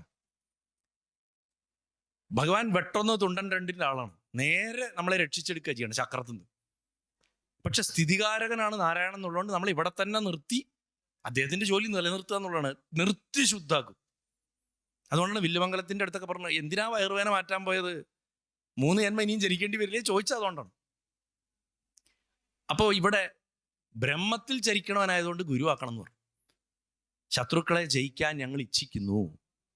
ഇതിനെ നമ്മൾ യഥാർത്ഥത്തിലെടുത്താൽ 33 കോടി ദേവന്മാരെ പറഞ്ഞ നമ്മുടെ ശരീരത്തിൽ 33 കോടി കോശങ്ങൾ തന്നെയാണ്. ഈ കോശങ്ങളിൽ ഒരാൾ നമുക്കെതിരെ തിരിഞ്ഞാൽ ക്യാൻസർ പോലുള്ള രോഗങ്ങളായി, ശരീരം ശത്രുവായി. ആ കോശങ്ങളെ നശിപ്പിക്കുന്നത് മനോവിചാരങ്ങളാണ്. 99% രോഗങ്ങളിലും കാരണം നമ്മുടെ ബുദ്ധിയിലും മനസ്സിലും ഉണ്ടാവുന്ന മാലിന്യം. ഭക്ഷണം ദഹിക്കാത്തത്, ശോധനയില്ലാത്തത്, ആർത്രൈറ്റിസ്, പൈൽസ്, ഫിസ്റ്റുല, ഈ വെരിക്കോസ് വെയിൻ, ക്യാൻസർ, ഇതിൻ്റെ ഒക്കെ മൂലം ഒന്നാണെന്ന് നിർമ്മലാനന്ദരി സ്വാമി പറയും. ദഹിക്കാത്ത ചിന്തയും ദഹിക്കാത്ത ഭക്ഷണവും. നമ്മൾ ദഹിക്കാത്ത ചിന്തയുള്ള ആൾക്കാരാ. ദിവസം ഫേസ്ബുക്കിൽ കൂടെയും വാട്സപ്പിൽ കൂടെയൊക്കെ എത്ര എടുത്തോണ്ടിരിക്കുന്ന അകത്തേക്ക്. പിന്നെ വൈകുന്നേരത്തെ ന്യൂസ് ചർച്ച ബെസ്റ്റ് സാധനമാണ്, ഏറ്റവും നല്ല സാധനം. ഓരോ കുടുംബ വിളക്കാണ്. പിന്നെ സീരിയലും ഏറ്റവും നല്ല സാധനമാണ് എല്ലാ വീടുകളിലും. കേരളത്തിന്റെ മഹിമയുടെ പ്രധാന കാരണം ഈ 2 കാര്യങ്ങളാണ്. അപ്പോ ഈ വിഷം നിറച്ച് നിറച്ച് നിറച്ച് കൊണ്ടുവരുന്ന വിഷത്തിനെ നശിപ്പിച്ച് കളയണം. ഈ വിഷം എങ്ങനെ നശിപ്പിക്കുന്നതാ ചോദിക്കുന്നത്. ഞങ്ങളുടെ കോശങ്ങളിൽ വിഷം നിറയണം. ഇത് നശിപ്പിക്കാൻ ഒരു മാർഗം പറഞ്ഞു തരണം. ഔഷധ രൂപേണ വേണം. പക്ഷെ അതെങ്ങനെ? മനസ്സിനും വേണം, ബുദ്ധിക്കും വേണം. അങ്ങനെ കിട്ടണം. മനോബുദ്ധി അഹങ്കാര ചിത്തസ്വരൂപമായിട്ടുള്ള നമ്മൾ ഇതെല്ലാം അടക്കി, രമണ മഹർഷി പറഞ്ഞതുപോലെ കഴിഞ്ഞ ദിവസം ഉദിത് ചൈന്യാജി അത് ഇവിടെ പറഞ്ഞു, ധ്യാനത്തിന്റെ നിർവചനം മനസ്സ് എവിടെ നിന്നാണോ ചിന്തകൾ ഉദിക്കുന്നത് അവിടെ തന്നെ ചിന്തകളെ അടക്കലാണ് ധ്യാനം എന്ന് രമണ മഹർഷി പറഞ്ഞിട്ടുണ്ട്. ആ അവസ്ഥയിലാണ് നമുക്ക് ശാന്തി ലഭിക്കുക. അതിന് മരിക്കണമെന്നൊന്നുമില്ല. മോക്ഷം കിട്ടാൻ മരിക്കേണ്ട ഒരാവശ്യമില്ല. സുഖമായിട്ട് നല്ല ഒന്നാം തരം കാറൊക്കെ ഓടിച്ച് നല്ല വീട്ടിലിരുന്ന് അമേരിക്കയിലോ എവിടെ വെച്ചാൽ മക്കളുടെ കൂടെയൊക്കെ പോയി ജീവിച്ച് ഇടയ്ക്ക് ഗുരുവായൂരൊക്കെ വന്ന് തൊഴുത്, അമ്പലങ്ങളിലൊക്കെ വന്ന് തൊഴുത്, ടൂറൊക്കെ പോയി സ്വിറ്റ്സർലാൻഡിൽ പോവുക, ഇനി മണാലി പോവുക, എവിടെ വെച്ചൊക്കെ ആയാലും അകത്ത് ഉറപ്പുണ്ടെങ്കിൽ നിങ്ങൾ ജീവൻ മുക്തനാണ്. അർജുനൻ്റെ അടുത്ത് ഭഗവാൻ തന്നെ സർട്ടിഫൈ ചെയ്ത് പറഞ്ഞു, ഒരുത്തൻ്റെ ഡ്രസ്സ്, അവൻ കഴിക്കണ ഭക്ഷണം, ഇതൊന്നും നോക്കിയിട്ട് അവൻ യോഗിയാണോ അല്ലയോ എന്നൊന്നും വിലയിരുത്താൻ പോരുത്. യഥാർത്ഥ യോഗി എന്ന് പറഞ്ഞാൽ എന്നിൽ മനസ്സുറച്ചവനാണ്. മതി ഭഗവാനെ, സമ്മതിച്ചു, ഉറപ്പായി. വീണ്ടും വീണ്ടും ചങ്ക് വിളിച്ച് ഉറപ്പിക്കുക. അതെ അതെ, ഞാൻ പറഞ്ഞാണ്. നമ്മളെപ്പോഴും ഭഗവാൻ അവിടെ ഉണ്ട് എന്നുള്ള ബോധം ഉണ്ടാവണം നമ്മളിത് കേൾക്കുമ്പോൾ. അതിനാണ് ഞാനിതിങ്ങനെ ഇടയ്ക്കിടയ്ക്ക് പറയണത്. അദ്ദേഹം ഇവിടെയൊക്കെ കളിച്ചു കിടക്കുന്നുണ്ട്. ഇടയ്ക്ക് നമ്മൾ അബദ്ധം പറഞ്ഞാൽ അവിടെ എവിടെന്നെങ്കിലും ഒന്ന് തലപ്പൊക്കെ വെക്കും. എന്താ പറഞ്ഞു ചോദിക്കും. അപ്പോ വിശ്വരൂപന്റെ അടുത്ത് ചോദിച്ച ചോദ്യം തന്നെ ഇതാണ്. ഞങ്ങളെ ബാധിക്കുന്ന ഈ മാലിന്യങ്ങളെ തടയാൻ, മാലിന്യം കളയും വേണം, തടയും വേണം പുതിയത് വരുന്നതെന്ന്. അതുകൊണ്ടാണ് ചോദിക്കുന്നത്. അപ്പോൾ ഏത് ഗുരുനാഥനും, അത് പ്രകൃതി പോലും നമ്മൾ ചോദിച്ച ഉടനെ എടുത്തു തരില്ല.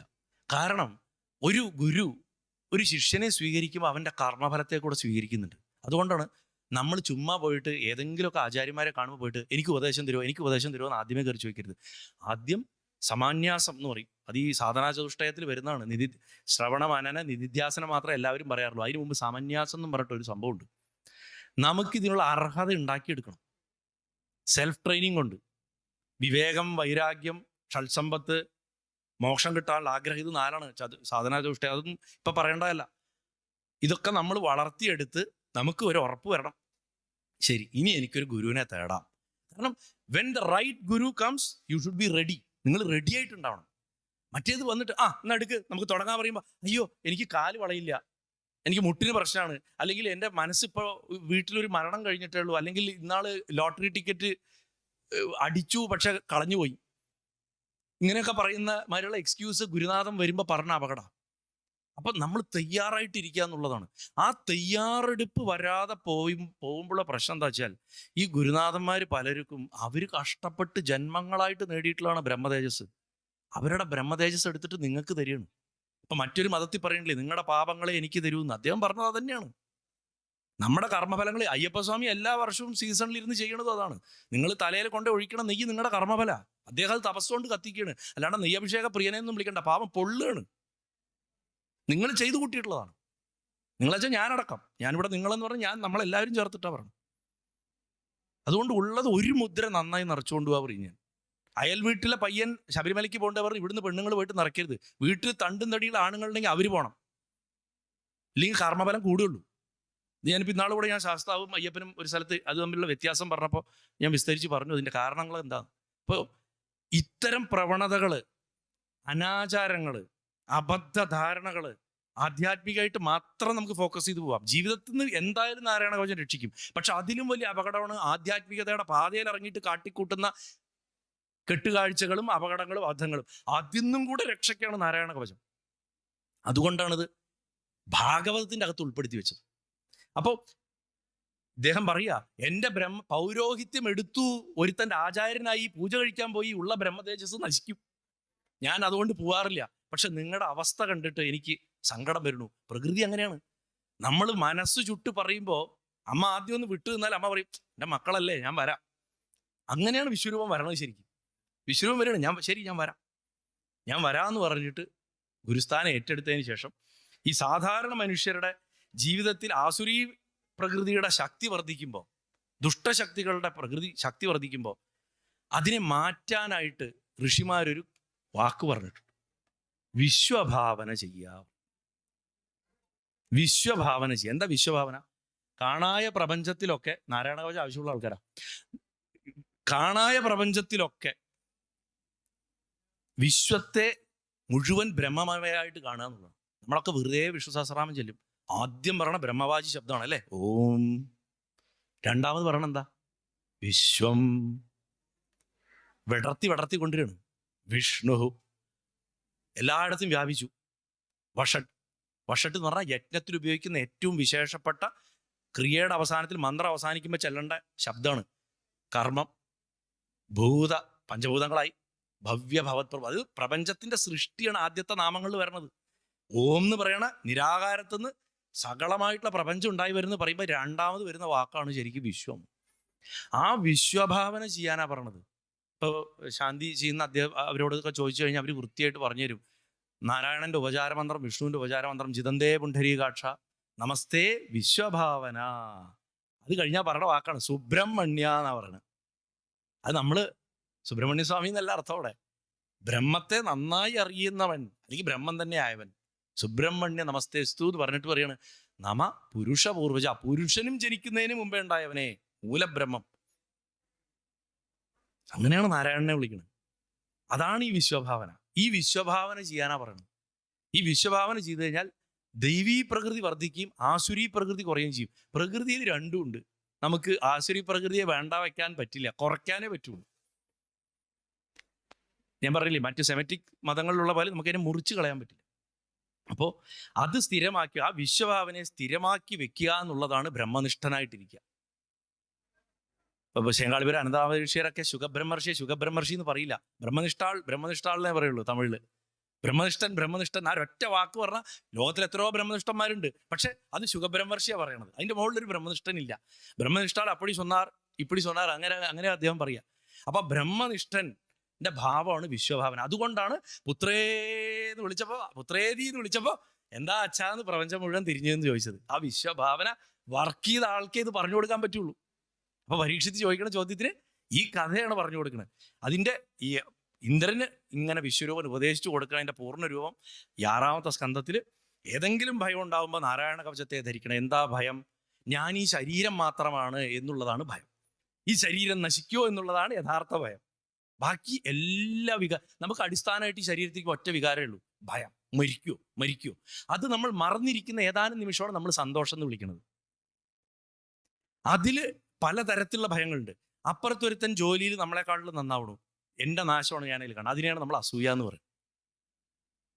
ഒരുത്തൻ്റെ ഇരിക്കുന്നതിനെ തട്ടിയെടുക്കാൻ നോക്കുന്നത് എൻ്റെ നിലനിൽപ്പിന് വേണ്ടിയിട്ടാണ്, എനിക്ക് മരിക്കാതിരിക്കാൻ. നേരത്തെ എല്ലാം മരണം. കാമം പോലും പ്രത്യുൽപാദനത്തിന് വേണ്ടിയിട്ട്. എൻ്റെ ശരീരം നശിച്ചാലും എൻ്റെ ശരീരം നിലനിൽക്കണം, എൻ്റെ ശരീരത്തിൽ നിന്നുണ്ടായ ശരീരങ്ങൾ. നമ്മുടെ ഈ ശരീരം എത്രയോ തലമുറകളുടെ ശരീരമാണ്. നമ്മുടെ ഈ ഓരോ ശരീരവും അവർ മരിക്കരുതെന്ന് ആഗ്രഹിച്ചതിൻ്റെ ഫലമാണ് നമ്മളിന്ന് ജീവിച്ചിരിക്കണം. അല്ലേ? നമ്മൾ ജീവിച്ചിരിക്കുന്ന പോലെ തന്നെയാണ് നമ്മൾ മരിക്കരുതെന്ന് ആഗ്രഹിക്കുന്നതാണ് നമ്മുടെ മക്കള്. നീ വേണം എൻ്റെ പാരമ്പര്യം കൊണ്ട് നടക്കാന്നല്ലേ നമ്മൾ പറയുന്നത്. അല്ലേ? ശരിക്കും അതിൻ്റെ ബയോളജിക്കൽ സെൻസിൽ ഇതാണ് അർത്ഥം, പ്രകൃതിയിൽ ഇതാണ്. എനിക്ക് നാശം പാടില്ല, ഞാനൊരു അനുസ്യൂതമായ ഒഴുക്കായിരിക്കണം, ഇതാഗ്രഹിക്കണം.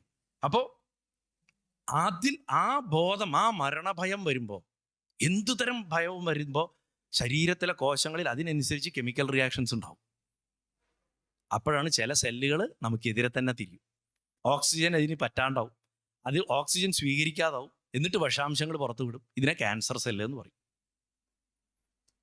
അതിൻ്റെ പുറത്ത് കട്ടിയുള്ള കവചം ഉണ്ടാവും. ഓക്സിജൻ തൊട്ടാൽ അത് അലിയും, പക്ഷെ ഓക്സിജൻ തട്ടാതിരിക്കാൻ അത് സ്വയം അതൊരു ദുഷിച്ച കവചം ഉണ്ടാക്കി വയ്ക്കും. അതിനെ അലിയിപ്പിക്കലാണ് മരുന്നുകൾ ചെയ്യുന്നത്, ആയുർവേദത്തിലൊക്കെ. ഇംഗ്ലീഷ് മെഡിസിൻ്റെ കാര്യമല്ല ഞാൻ പറഞ്ഞു. അപ്പോൾ നാരായണ കവചം ധരിക്കും. ആദ്യം കയ്യും കാലും കഴുകി ആചമനം ചെയ്യണം. ദർഭ കൊണ്ടുള്ള പവിത്രം ധരിച്ച് വടക്കോട്ട് തിരിഞ്ഞിരുന്ന് ശ്വാസവും വാക്കിനെയും അടക്കിയിട്ട് പവിത്രതാപൂർവം അഷ്ടാക്ഷരി ചൊല്ലി, ഓം നമോ നാരായണായ എന്ന് ചൊല്ലി, ഓം നമോ ഭഗവതേ വാസുദേവായ എന്നുള്ള 12 അക്ഷരം ചൊല്ലിയിട്ട് അംഗന്യാസം കരന്യാസം ചെയ്യണം. അതൊക്കെ പറഞ്ഞിട്ടുണ്ട്. അംഗന്യാസം കരന്യാസം അവിടെ ഇല്ല എന്ന് പറഞ്ഞാൽ എങ്ങനെയാ? ഇപ്പം മഹർഷി പറയണ്ടേ എന്താണ് അതെന്ന് പറയാത്തുള്ളൂ. അതിനെ വിസ്തരിച്ചിട്ടില്ല. അത് അറിവുള്ളവൻ ഗുരു വേർതിരിച്ച് അർഹതയുള്ളവന് കൊടുത്തോളും എന്ന് അദ്ദേഹത്തിന് അറിയാം. എന്നിട്ട് ഈ ഇന്ദ്രൻ കൈകളുടെ ദേവനായതുകൊണ്ട്, കൈകൊണ്ട് നമ്മൾ കൊടുക്കൽ വാങ്ങലുകൾ നടത്തുന്നത് കൊണ്ട് ഈ വ്യവഹാരത്തിൻ്റെ ഒരു ശുദ്ധിക്ക് വേണ്ടിയിട്ട് കയ്യിൻ്റെ ശുദ്ധിയും അംഗശുദ്ധി ആവശ്യമാണ്. അതിനാണ് കരന്യാസവും അംഗന്യാസവും ചെയ്യണം. നമ്മൾ വിചാരിക്കും എന്തിനാ കരന്യാസം ചെയ്യണം? അംഗങ്ങൾ മൊത്തം ചെയ്താൽ പോരെ. ഇതിന്റെ കൈക്ക് മാത്രമായിട്ട് പ്രത്യേകം വിരലുകൾക്കൊക്കെ കരന്യാസം എന്നുള്ളതിൻ്റെ സമാധാനമാണ് ആചാര്യന്മാർ പറഞ്ഞിട്ടുള്ളത്. കൈകൾ കൊണ്ട് നമ്മൾ ചെയ്യുന്ന എല്ലാ പ്രവൃത്തിയും ഒരുതരം കൊടുക്കൽ വാങ്ങലുകളാണ്. കർമ്മം കൊടുക്കുന്നു, കർമ്മം വാങ്ങുന്നു, കർമ്മം കൊടുക്കുന്നു, കർമ്മം വാങ്ങുന്നു. ഇതിന്റെ ബാലൻസിലാണ് നമ്മൾ മരിക്കുന്നത്. അപ്പൊ ആ ഡെപ്പോസിറ്റ് ബാക്കി എത്രയുണ്ട് അത് വെച്ചിട്ട് അടുത്ത് ജനിക്കും. അതുകൊണ്ട് കൈയിനെ ശുദ്ധി വരുത്തുക, ആ ഇന്ദ്രനെ ശുദ്ധി വരുത്തണം. ഇന്ദ്രനെയാണ് പ്രധാനമായിട്ട് ശുദ്ധി വരുത്തുന്നത്. അതുകൊണ്ടാണ് കരന്യാസത്തിന് പ്രാധാന്യം. അങ്ങനെ രൂപത്തിനെ, എന്നിട്ട് അതിനുശേഷം കൈകളെ ശുദ്ധി വരുത്തിയതിനു ശേഷം രൂപത്തെ തന്നെ ഭഗവന്മയമാക്കാൻ അംഗന്യാസം നടത്തും. ഭഗവാനെ നമ്മുടെ ഓരോ അണുവിലും നിർത്തുക. എന്തിന്? അങ്ങനെ വിശ്വഭാവന ചെയ്യാൻ നമ്മൾ തയ്യാറെടുക്കുകയാണ്. അടുക്കള പണി കഴിഞ്ഞ് ഓടി വന്നിരുന്നിട്ട് ഞാൻ നാരായണനാണ് എന്ന് പറഞ്ഞു കഴിഞ്ഞാൽ ആവില്ല. ആവണം. അതിന് ഇരിക്കണം, ശ്വാസമൊക്കെ അടക്കി കുറച്ചു നേരം മിണ്ടാണ്ടിരിക്കുക, ശാന്തമായിട്ടിരിക്കുക. ജലം കൊണ്ടൊക്കെ, ജലം എപ്പോഴും ദുഷിപ്പിനെ എടുത്തു കളയും ശരീരത്തിൽ നിന്ന്. അങ്ങനെയൊക്കെ ചെയ്തിട്ടാണ്. അപ്പോൾ അങ്ങനെ വരുമ്പോൾ എന്താ വെച്ചാൽ ഭഗവന്മയം ആവുമ്പോൾ ഈ അനാത്മാവാണ് ഞാൻ ശരീരമാണെന്നുള്ള ആ ഭാവം പോയിട്ട് അഖില വിശ്വവും തൻ്റെ രൂപമായിട്ട് തോന്നാനുള്ള പ്രിപ്പറേഷനാണ് വാസ്തവത്തിൽ. ആ പ്രിപ്പറേഷൻ നടത്തി കഴിഞ്ഞാൽ നാരായണനെ വിഷ്ണുവായിട്ട് ധ്യാനിക്കണം. എങ്ങനെ ധ്യാനിക്കണം? വിഷ്ണുവായിട്ട്. നാരായണന് രൂപമില്ല. നമ്മളൊക്കെ വിചാരം നാരായണന് രൂപം ഉണ്ടെന്നാണ്. നാരായണന് രൂപമില്ല. അദ്ദേഹത്തിന് ഏതെങ്കിലും എവിടെ ഒഴിച്ചു വെക്കണോ ആ പാത്രത്തിന്റെ രൂപമായിരിക്കും അദ്ദേഹത്തിന്. അദ്ദേഹത്തിന് ഒഴിച്ചു വെക്കുന്ന പാത്രത്തിനെ പറഞ്ഞ പേരാണ് നരൻ. നാരായണൻ പ്രവർത്തിക്കുന്നത് നരാകാരത്തിൽ കൂടെയാണ്. ഏത് രൂപമെടുത്താലും അത് നരനാണ്. അതുകൊണ്ട് അർജുനനും നാരായണനാണ്. അർജുനനിൽ പ്രവർത്തിക്കുന്നത് നാരായണൻ. അതുകൊണ്ട് നരനാരായണന്മാർ എണപിരിയാത്തവരായിട്ടിരിക്കുന്നു. ഈ സഹസ്രകവചനെ കൊല്ലണ കഥയിലൊക്കെ, കർണന്റെ പൂർവ്വവൃത്താന്തത്തിലൊക്കെ ശരിക്ക് ഇങ്ങനെ അനവധി തത്വങ്ങളെ ഒളിപ്പിച്ചു വെച്ചിട്ടുണ്ട്. വേദാണ്, മുഴുവൻ വേദാണ്, ഒരു സംശയവും വേണ്ട. അപ്പോൾ വിഷ്ണുവിനെ ധ്യാനിക്കാനാണ് പറഞ്ഞത്. എല്ലായിടത്തും വ്യാപിച്ചിരിക്കുന്നതാണ് വിഷ്ണു. ഓം വിശ്വം വിഷ്ണു. മൂന്നാമത്, ബ്രഹ്മനിഷ്ഠനായിട്ട് ഇരിക്കാനുള്ള ശ്രമം നടത്തണം, വിശ്വഭാവന ചെയ്യണം, വിഷ്ണുവിനെ ധ്യാനിക്കണം എന്നായി. ഇങ്ങനെ വിഷ്ണുവിനെ ധ്യാനിച്ചു കഴിഞ്ഞാൽ മത്സ്യം, വരാഹം, വാമനൻ, നരസിംഹം, അങ്ങനെ തുടങ്ങിയിട്ട് ഏതേതൊക്കെ അവതാരങ്ങൾ ഭഗവാൻ എടുത്തോ അതിനെയൊക്കെ ഓർക്ക് സ്തുതിക്കുകയും ചെയ്യണം. കാരണം ഭഗവാന്റെ കർമ്മങ്ങളാണ് അതൊക്കെ. അത് പ്രപഞ്ചത്തിൽ കൃത്യമായിട്ടുള്ള റോൾസ്, ആ എന്താ പറയുക, കൃത്യമായിട്ടുള്ള റോള് ചെയ്യുന്നുണ്ട്. ഈ റോൾസിനെ നമുക്ക് പക്ഷെ അറിയില്ല. അറിഞ്ഞാലും നമ്മളത് ചിന്തിക്കാറില്ല. അതിനെ കുറച്ചു നേരമെങ്കിലും ഉറപ്പിക്കാനാണ് പിന്നെ അവിടുന്ന് അങ്ങോട്ടുള്ള ന്യാസങ്ങൾ വരുന്നത്. അതിനെ ഓർക്കുകയോ സ്തുതിക്കുകയോ ചെയ്യണം. ജീവന് പലതരം കർമ്മങ്ങൾ സംസാരത്തിൽ ചെയ്യേണ്ടി വരുന്നുണ്ട് നമുക്ക്.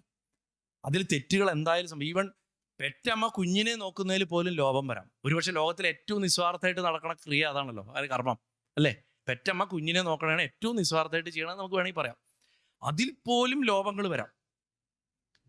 അതിൽ പോലും ലോപങ്ങൾ വരുന്ന സമയത്ത് ആ ലോപം വരാതിരിക്കുക എന്നുള്ളതാണ് ഈ നാരായണ കവചത്തിന്റെ പ്രധാന ഉദ്ദേശം.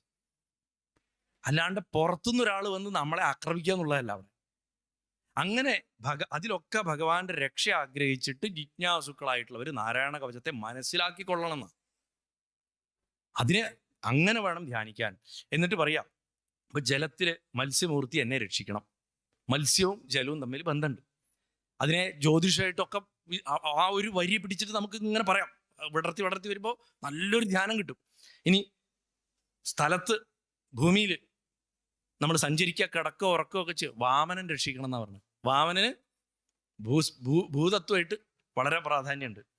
യുദ്ധത്തിൽ നരസിംഹം രക്ഷിക്കണം, വഴിയിൽ യാത്രയിൽ വരാഹം രക്ഷിക്കണം, അതേപോലെ പർവ്വതങ്ങളിൽ പരശുരാമൻ രക്ഷിക്കണം, അന്യദേശത്ത് പോയി ജീവിക്കുകയാണെങ്കിൽ ശ്രീരാമനെയാണ് അത്ര വിളിക്കേണ്ടത്, അദ്ദേഹം രക്ഷിക്കണം. ദത്താത്രേയൻ എന്നെ തെറ്റായിട്ടുള്ള മനുഷ്യര് ദുഷിച്ച സംഘങ്ങളിൽ നിന്ന് നമ്മളെ രക്ഷിക്കണം. കപില മഹർഷി കർമ്മബന്ധങ്ങളിൽ നിന്ന്, സ്വന്തം അമ്മയ്ക്ക് ധർമ്മം ഉപദേശിച്ച ആളാണ് ദേവഹൂതിക്ക്. ആ കപില മഹർഷി നമ്മളെ കർമ്മബന്ധങ്ങളിൽ നിന്ന് രക്ഷിക്കണം.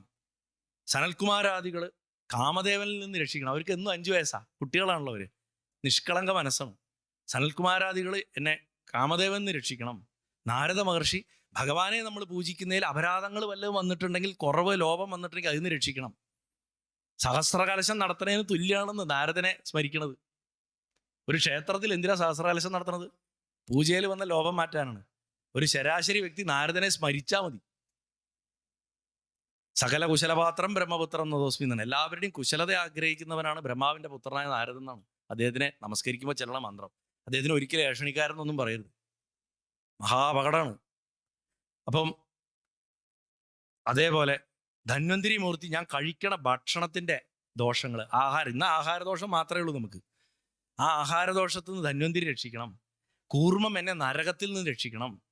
അതേപോലെ ശേഷൻ, ക്രോധങ്ങളായിട്ടുള്ള നമ്മുടെ ദുഷ്ടവികാരങ്ങൾ, കാമക്രോധ ലോപമോഹങ്ങൾ, അതിൽ നിന്ന് ഷഡ്വൈരികൾ, 6 ശത്രുക്കൾ, അതിൽ നിന്ന് രക്ഷിക്കണം. വ്യാസൻ, അജ്ഞാനത്തിൽ നിന്ന് രക്ഷിക്കണം. കാരണം വ്യാസൻ വേദത്തിന്റെ ആളാ, ജ്ഞാനമാണ് വേദം, അതുകൊണ്ടാണ് വ്യാസനെ വിളിക്കണേ. ബുദ്ധനെ പറയുന്നുണ്ട് ഭാഗവത്തിൽ, പ്രമാദത്തിൽ നിന്ന് രക്ഷിക്കണം എന്നാ പറഞ്ഞു. ബുദ്ധൻ എളിമയുടെ ആൾരൂപമായിരുന്നു. അതിനെ ബുദ്ധ ശബ്ദമായിട്ട് എടുത്താൽ മതി, ബുദ്ധാവതാരം എന്ന് പോലും എടുക്കണ്ട. ബുദ്ധൻ എന്ന് പറഞ്ഞാൽ ബുദ്ധി, ശുദ്ധബുദ്ധിയായിട്ട് ഉറച്ചവൻ. സാങ്കേയോഗത്തിൽ ഭഗവാൻ പറയണ്ടല്ലോ, ശുദ്ധബുദ്ധിയെ മുന്നിൽ നടത്തുന്നു. ഞാനീ പറയാൻ ഇനി പോണ കാര്യങ്ങളൊക്കെ നിനക്ക് മനസ്സിലാവണമെങ്കിൽ വികാരങ്ങളൊക്കെ മാറ്റിവെച്ച് ശുദ്ധബുദ്ധിയെ മുന്നിൽ നടത്തുക. നമ്മൾ സ്ഥിരം ഉപാസിക്കേണ്ട ഒരാളെ, ശുദ്ധബുദ്ധിയെ. പലർക്കും അറിയില്ല ആ ശുദ്ധബുദ്ധിയാന്ന്. ഗണപതി ആ ശുദ്ധബുദ്ധി. ശുദ്ധബുദ്ധിക്ക് എന്തും മനസ്സിലാവും, എന്തും ദഹിപ്പിക്കാൻ പറ്റും. ദഹിക്കാത്ത ചിന്ത ദഹിപ്പിക്കാൻ പറ്റണതാണ് ഗണപതി. ശുദ്ധബുദ്ധിക്ക് വേറൊരു സ്വഭാവമുണ്ട്, അത് സൈഡ് പിടിക്കില്ല, അതിന് വികാരങ്ങളില്ല. ഗണപതിയുടെ മുഖത്ത് നോക്കിയാൽ ഇങ്ങനെ എന്താ ആലോചിക്കണമെന്ന് ജന്മം പോയാൽ മനസ്സിലാവില്ല, നമുക്ക് മനസ്സിലാവില്ല. ഭഗവാൻ എന്താ ചിന്തിക്കുന്നത് നമുക്ക് ഒരിക്കലും മനസ്സിലാവില്ല. ശുദ്ധബുദ്ധിയാണ്, എന്തും ദഹിപ്പിക്കാനുള്ള കഴിവ്, വികാരരഹിതൻ. അങ്ങനെ ശുദ്ധബുദ്ധിക്കാണ് സകല തടസ്സങ്ങളെയും തകർക്കാൻ പറ്റുള്ളൂ. വികാരത്തോട് കൂടിയിട്ട് നമ്മൾ എന്തെങ്കിലും ഒരു ഇമോഷനോട് കൂടിയിട്ട് ഒരു കാര്യം ചെയ്തു നോക്കൂ, നമുക്ക് ആ പ്രക്രിയയിൽ ശ്രദ്ധിക്കാൻ പറ്റില്ല. ശരിയാവുമോ തെറ്റുമോ, വല്ലവരും പറയുമോ? നേരെ മറിച്ച് ആ ചെയ്യണ കാര്യത്തിൽ, അതാണ് ഭഗവാൻ കർമ്മണ്യവാധികാരസ്ഥ എന്ന് പറയുന്നതിൻ്റെ അർത്ഥവും. പ്രോസസ്സിൽ ശ്രദ്ധിക്കുക, പ്രോസസ്സ് ചെയ്യണ പ്രവൃത്തിയിൽ 1, 2, 3 സ്റ്റെപ്പിൽ മാത്രം ഓട്ടോമാറ്റിക്കലി നല്ല റിസൾട്ട് അവിടെ വന്നോളും. നിങ്ങൾ ഫലത്തിനെ കുറിച്ച് ചിന്തിക്കേണ്ടെന്ന് പറഞ്ഞുകൊണ്ടാ. പ്രകൃതിയുടെ ബേസിക് നിയമമാണത്. ഉപാസകന്മാർ മന്ത്രവാദമൊക്കെ പഠിച്ച്, ഞാൻ നേരത്തെ മന്ത്രവാദത്തിലൊക്കെ നടക്കുകയാണ്. നമ്മൾ പറയും അവനൊന്നും ഭക്തനേ അല്ല, പക്ഷെ അവൻ ചെയ്താൽ ബലിക്കേണ്ടത് പറയും. കാരണം അവർ കൃത്യമായിട്ട് ആ പ്രോസസ്സ് അവിടെ അനുസരിക്കുകയാണ്. ഒരു കാര്യം കൃത്യമായിട്ട് 1, 2, 3 to 10 അവിടെ ചെയ്തു കഴിഞ്ഞാൽ അവിടെ അതിൻ്റെ റിസൾട്ട് പ്രകൃതിയിലുണ്ട്, അത് കൃത്യമായിട്ട് കിട്ടും. അപ്പോൾ ഇവിടെ ബുദ്ധൻ പ്രമാദത്തിൽ നിന്ന് രക്ഷിക്കട്ടെ എന്നാ പറഞ്ഞു. അത് കഴിഞ്ഞാൽ കലിയുഗത്തിന്റെ ദോഷങ്ങളിൽ നിന്ന് ഞങ്ങളെ രക്ഷിക്കട്ടെ. പ്രാതകാലത്ത് അതിരാവിലെ കേശവൻ രക്ഷിക്കട്ടെ. എന്തുകൊണ്ടാ കേശവൻ?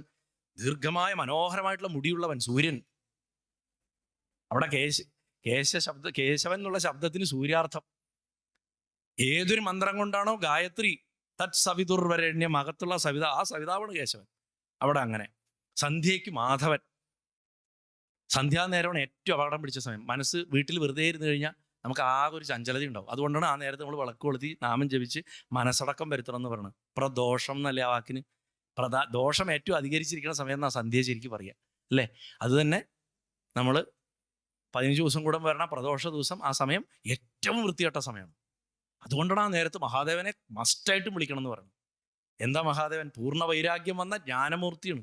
മനസ്സിനെ അത്ര അടക്കിയ ആളാണ്. അതിൻ്റെ മുകളിൽ അദ്ദേഹത്തിന് മനസ്സേ ഇല്ല, അടക്കാനൊന്നുമില്ല. അതുകൊണ്ടാണ് മഹാദേവനുമായിട്ട് നമ്മൾ ആ സമയത്ത് ചേർന്നിരിക്കണം പറഞ്ഞു. പ്രദോഷ സമയം പ്രഭാതം പോലെ ശുദ്ധല്ല, അശുദ്ധമാണ്. അപ്പൊ അശുദ്ധത്തിൽ ശുദ്ധത്തിൽ ഒരേമാതിരി ഭഗവാനെ സ്മരിക്കുകയാണ്. അപ്പൊ ഇതൊക്കെ ഇതിൻ്റെ അകത്ത് നമ്മൾ നാരായണ കവചത്തിന്റെ ഓരോ വരി എടുത്ത് നമ്മൾ നോക്കി വരുമ്പോൾ നമുക്ക് കൃത്യമായിട്ട് ഇത് കിട്ടും. അത് കഴിഞ്ഞ് പറയുന്നതാണ് ഏറ്റവും സന്തോഷം തരുന്നത്. അല്ലയോ ഭഗവാനെ സുദർശനമേ എന്നാ വിളിക്കണം. സുദർശനം ഭഗവാൻ തന്നെയാണ്.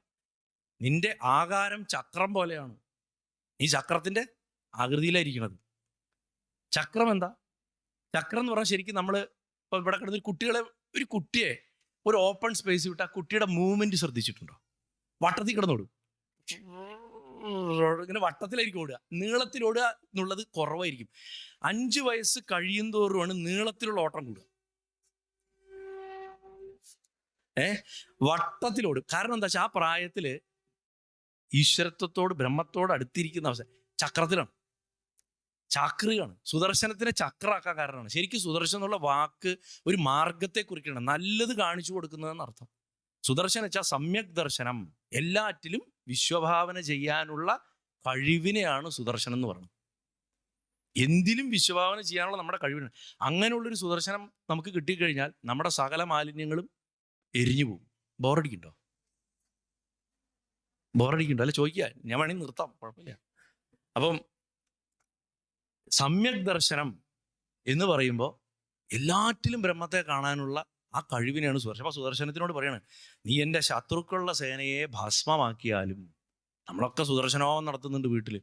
പ്രേതത്തിനെ ആവാഹിക്കാൻ ചെയ്യും അല്ലേ, നമ്മൾ പ്രതിമയിൽ ചെയ്യും, അല്ലെങ്കിൽ ശത്രുബാധകൾ വൈഷ്ണവമായിട്ടുള്ള ഏറ്റവും വലിയ ആവിചാരാദികൾ മാറാനൊക്കെ വേണ്ടിയിട്ടും കാര്യവിജയത്തിനൊക്കെ സുദർശനം ചെയ്യാറുണ്ട്. പക്ഷെ ഇവിടെ സമ്യക് ദർശനം എന്ന അർത്ഥം എടുത്താൽ പിന്നെ സുദർശനത്തിനെ നമ്മൾ ധ്യാനിച്ചു കഴിഞ്ഞാൽ അവിടെ നമുക്ക് പിന്നെ ശത്രുക്കളില്ല. കാരണം അതും ഞാനാണ്, ഇതും ഞാനാണ്, എല്ലാം ഞാനാണെന്നുള്ള ഭാവന ഉറച്ചൊരുത്തനും. ആ ആൾക്ക് തിരിച്ച് ശത്രുഭാവം ഉണ്ടെങ്കിൽ പോലും, പക്ഷെ അതുപോലും സ്വാധീനിക്കപ്പെടും ആ ബ്രഹ്മചൈതന്യത്തിന്റെ ശക്തി കൊണ്ട്. ഒരു ബ്രഹ്മനിഷ്ഠനെ ആക്രമിക്കാൻ ആർക്കും തോന്നില്ല. അപ്പൊ സുദർശനം നമ്മുടെ മനസ്സിൽ ഉറച്ചാൽ, സന്താനഗോപാലത്തിൽ ഇപ്പൊ 2 ദിവസത്തിനുള്ളത് അപ്ലോഡ് ആവും തോന്നുന്നു, ഞാൻ വിസ്തരിച്ച് പറഞ്ഞിട്ടുണ്ട്. ഭഗവാൻ അർജുനെ കയറ്റി ആ തേരുമായിട്ട് പോകുമ്പോൾ ആദ്യം ഇരുട്ടാ കാണുന്നത്. നമ്മൾ ധ്യാനിക്കുമ്പോൾ ആദ്യം ഇരുട്ടാ വരിക. അവിടെ ഭഗവാൻ ചക്രത്തിനെ അങ്ങോട്ട് പ്രയോഗിക്കും. സമ്യക് ദർശനം, സമഭാവനയോടുകൂടി ലോകത്തിനെ നോക്കിക്കാണും അർജുന പറയുമ്പോഴാണ് പിന്നെ വൈകുണ്ഠത്തിലേക്കുള്ള റോഡ് അങ്ങോട്ട് കാണുന്നത്. വൈകുണ്ഠം എന്ന് പറഞ്ഞാൽ ബ്രഹ്മജ്ഞാനാണ്. വിഗുണ്ഠത, സംശയങ്ങളൊക്കെ അവസാനിക്കണ സ്ഥലം എന്നാ വാക്കിന്റെ അർത്ഥം. അല്ലാണ്ട് അതൊരു മദ്രാസ് അല്ലെങ്കിൽ ബോംബെ എന്ന് പറഞ്ഞ മാതിരി ഒരു പട്ടണമല്ല. അതൊരു അവസ്ഥയാണ്, നമ്മുടെ അകത്ത് തന്നെയാണ്. അവിടെയാണ് നാരായണനെ നമ്മൾ കാണുന്നത്, ബ്രഹ്മത്തെ. അവിടേക്കുള്ള യാത്രയെ സഹായിക്കുന്നതാണ് സമ്യക് ദർശനം, ഈ സുദർശനം. ശത്രുക്കളൊന്നും കാണും. ഇതേപോലെ ശംഖിനെ സ്തുതിക്കും, ഗതയെ സ്തുതിക്കും. ശംഖിനെ എടുത്താൽ ഓംകാരത്തിലേക്ക് പോകും. ബ്രഹ്മശബ്ദമാണ് ഓംകാരം, ഗത ധർമ്മമാണ്. അങ്ങനെ ഓരോന്നിടും. സൃഷ്ടിയുടെ ഏറ്റവും വലിയ ശക്തി താമര.